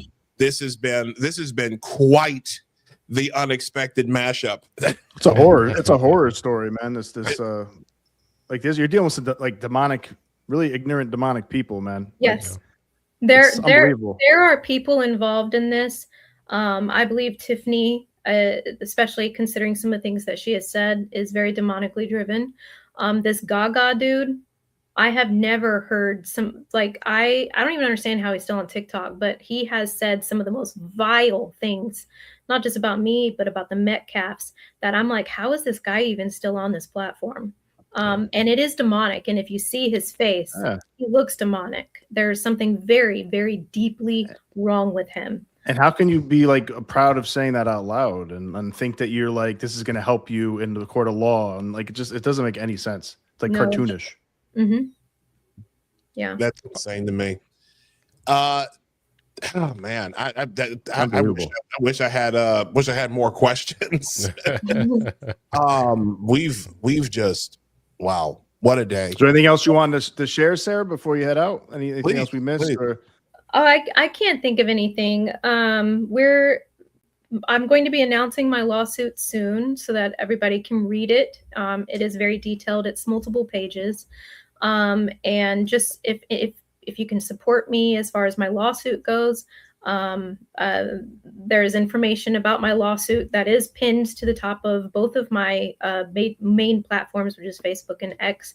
But other than that, no, it was a pleasure to be here. If anyone does have questions, I'm a very open book and I'm very transparent. So if anyone wanted to message me and say, hey, what about this? Or, pop-up question about the case, I am 100% available, and I respond back pretty quickly normally. So, well, if you need security, also like we got your back too.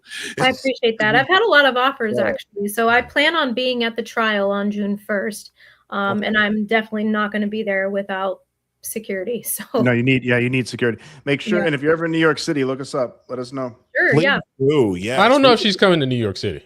I mean, eventually I would like to, just the novelty of it, but man, it never happens. Yeah, that place scares me a little bit now. I'm gonna be honest with you. I don't think Zoran's gonna last very long. I hope not. I don't. I don't think he's going to last very long. I go back just real quick. Like I go back to his meeting with the president a couple of months, like right after he won the election. The look on Zoran's face. He got sunned, man. He got sunned.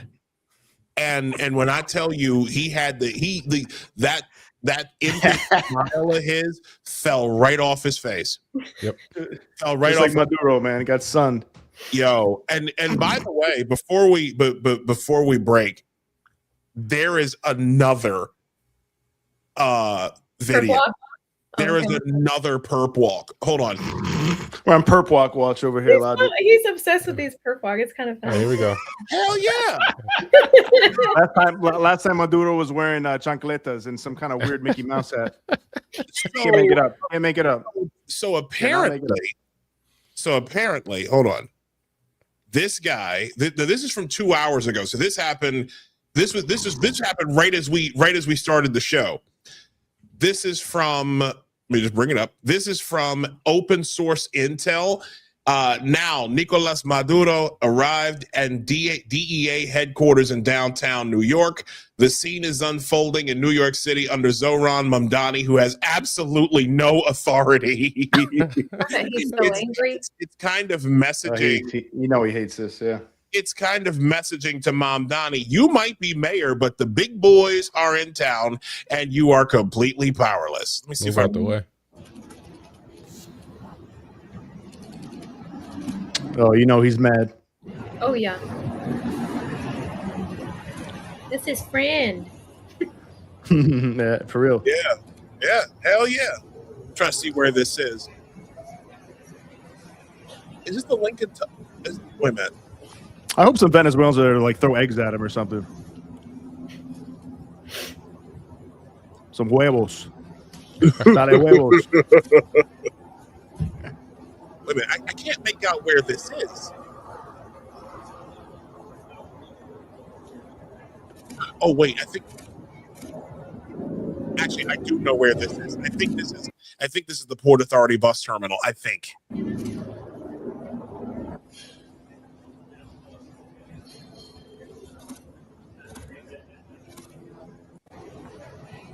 Is it under construction or is that just the way it looks?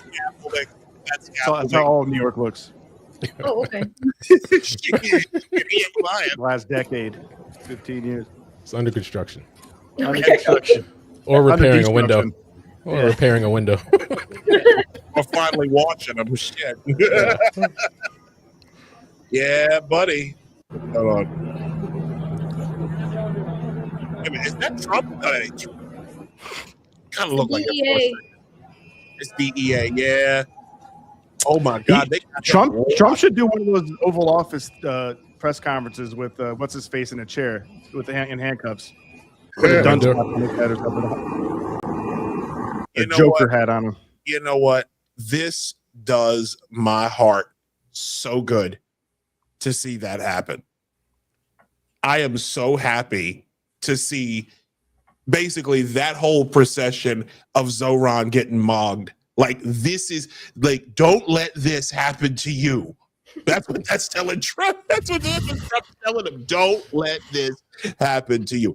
That's why I'm obsessed with the perp walks. Ladies and gentlemen, thank you so much for joining us tonight. This has been Apostate Radio episode 39. We are very, very happy that you've joined us tonight. We are not doing a show on the 10th, but on the 18th, we will be back. Regular day, regular time. This time, our guest will be Kira Davis, coming to us from the West Coast. I want to thank Sarah Fields once again for stopping by, for being our guest tonight. Logic, you are incredible. Logic, you got anything else? Okay, all right. I see what you're doing. Logic, you got anything you want to say before we get out of here? Man, I'm just happy. What a way to bring in 2026, bro. I'm excited for this year. America's 250th coming up. This year is all about, to me, economic independence and having fun. own it and enjoy it. And that's kind of the motto for this year. And accountability, man. There Accountability, we go, brother. There we got go, Maduro. man. We got what's going on in Minnesota being brought to light. I hope California's next. Yeah, man. But when you realize the reason economic independence was kind of my thing this year is my thing this year is because when you realize how much money is being stolen from you, when you realize how you've been robbed, exactly, and how much, because my wife and I have a personal finance business, and the biggest thing that takes away from building financial independence for yourself is debt. Now, when you realize a lot of the people that are keeping you in debt are just robbing money from you, for you to achieve, instead of you achieving your financial independence, instead of you achieving your personal freedom. And economic independence creates different types of security: financial security, educational security, being able to choose where you send your kids, and you know what I'm saying, just location security, choosing where you live. Like so again, this is the year to have a lot of fun, and really focus on independence, because it's celebrating America's 250th, and we have the opportunity to really go back to what our country was founded upon, and part of that was economic independence, because that 2% tax, bro, and we now do 40, 50, 60. Nah, bro. Economic independence, bro. And we take that money and we give it to like 10,000 NGOs, and it ends up in Somalia and then back in the Democratic Party. That's exactly. The Democrat Party are a full-blown money laundering scheme, and we're going to talk about that, because it ain't just Minnesota, it ain't just New York. New York is where it's actually happening. I would argue New York is where it's happening on the largest scale, because the nonprofit industrial complex is horrible up here. But it's happening. Yeah, a lot of competition, man. Got a lot of competition. A lot of competition. Yes. That's our show today.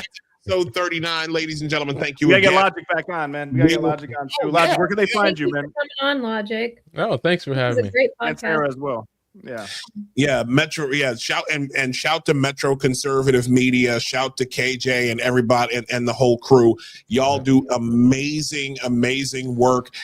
Y'all got to help me get Vince Everett Ellison on the show. Yeah, one more thing, man. We're launching the platform this year. That's what we're doing this year as well. So we're really launching the Metro Conservative Media platform. It's going to be the hub, on metroconservativemedia.com. Think Daily Wire, think Bravo TV. It's going to be kind of a mesh of that, and we're combining, our local influence, because a lot of the podcasters that we have a lot of local influence right here in Baltimore, right here in Maryland, and we're combining that with our national reach. So I'm inviting everybody to come out to the platform, write for us. Write for you? Yes, right for us, and share. Yeah, man. So we're really building that out this year, and I'm really looking forward to that. To building that this year. Awesome. Yeah. All right, y'all. Thank you so much for joining us. Have a great night. We will see you January 18th. Stay safe. God bless. And remember, communism is a pestilence that must be purged from the earth. Amen.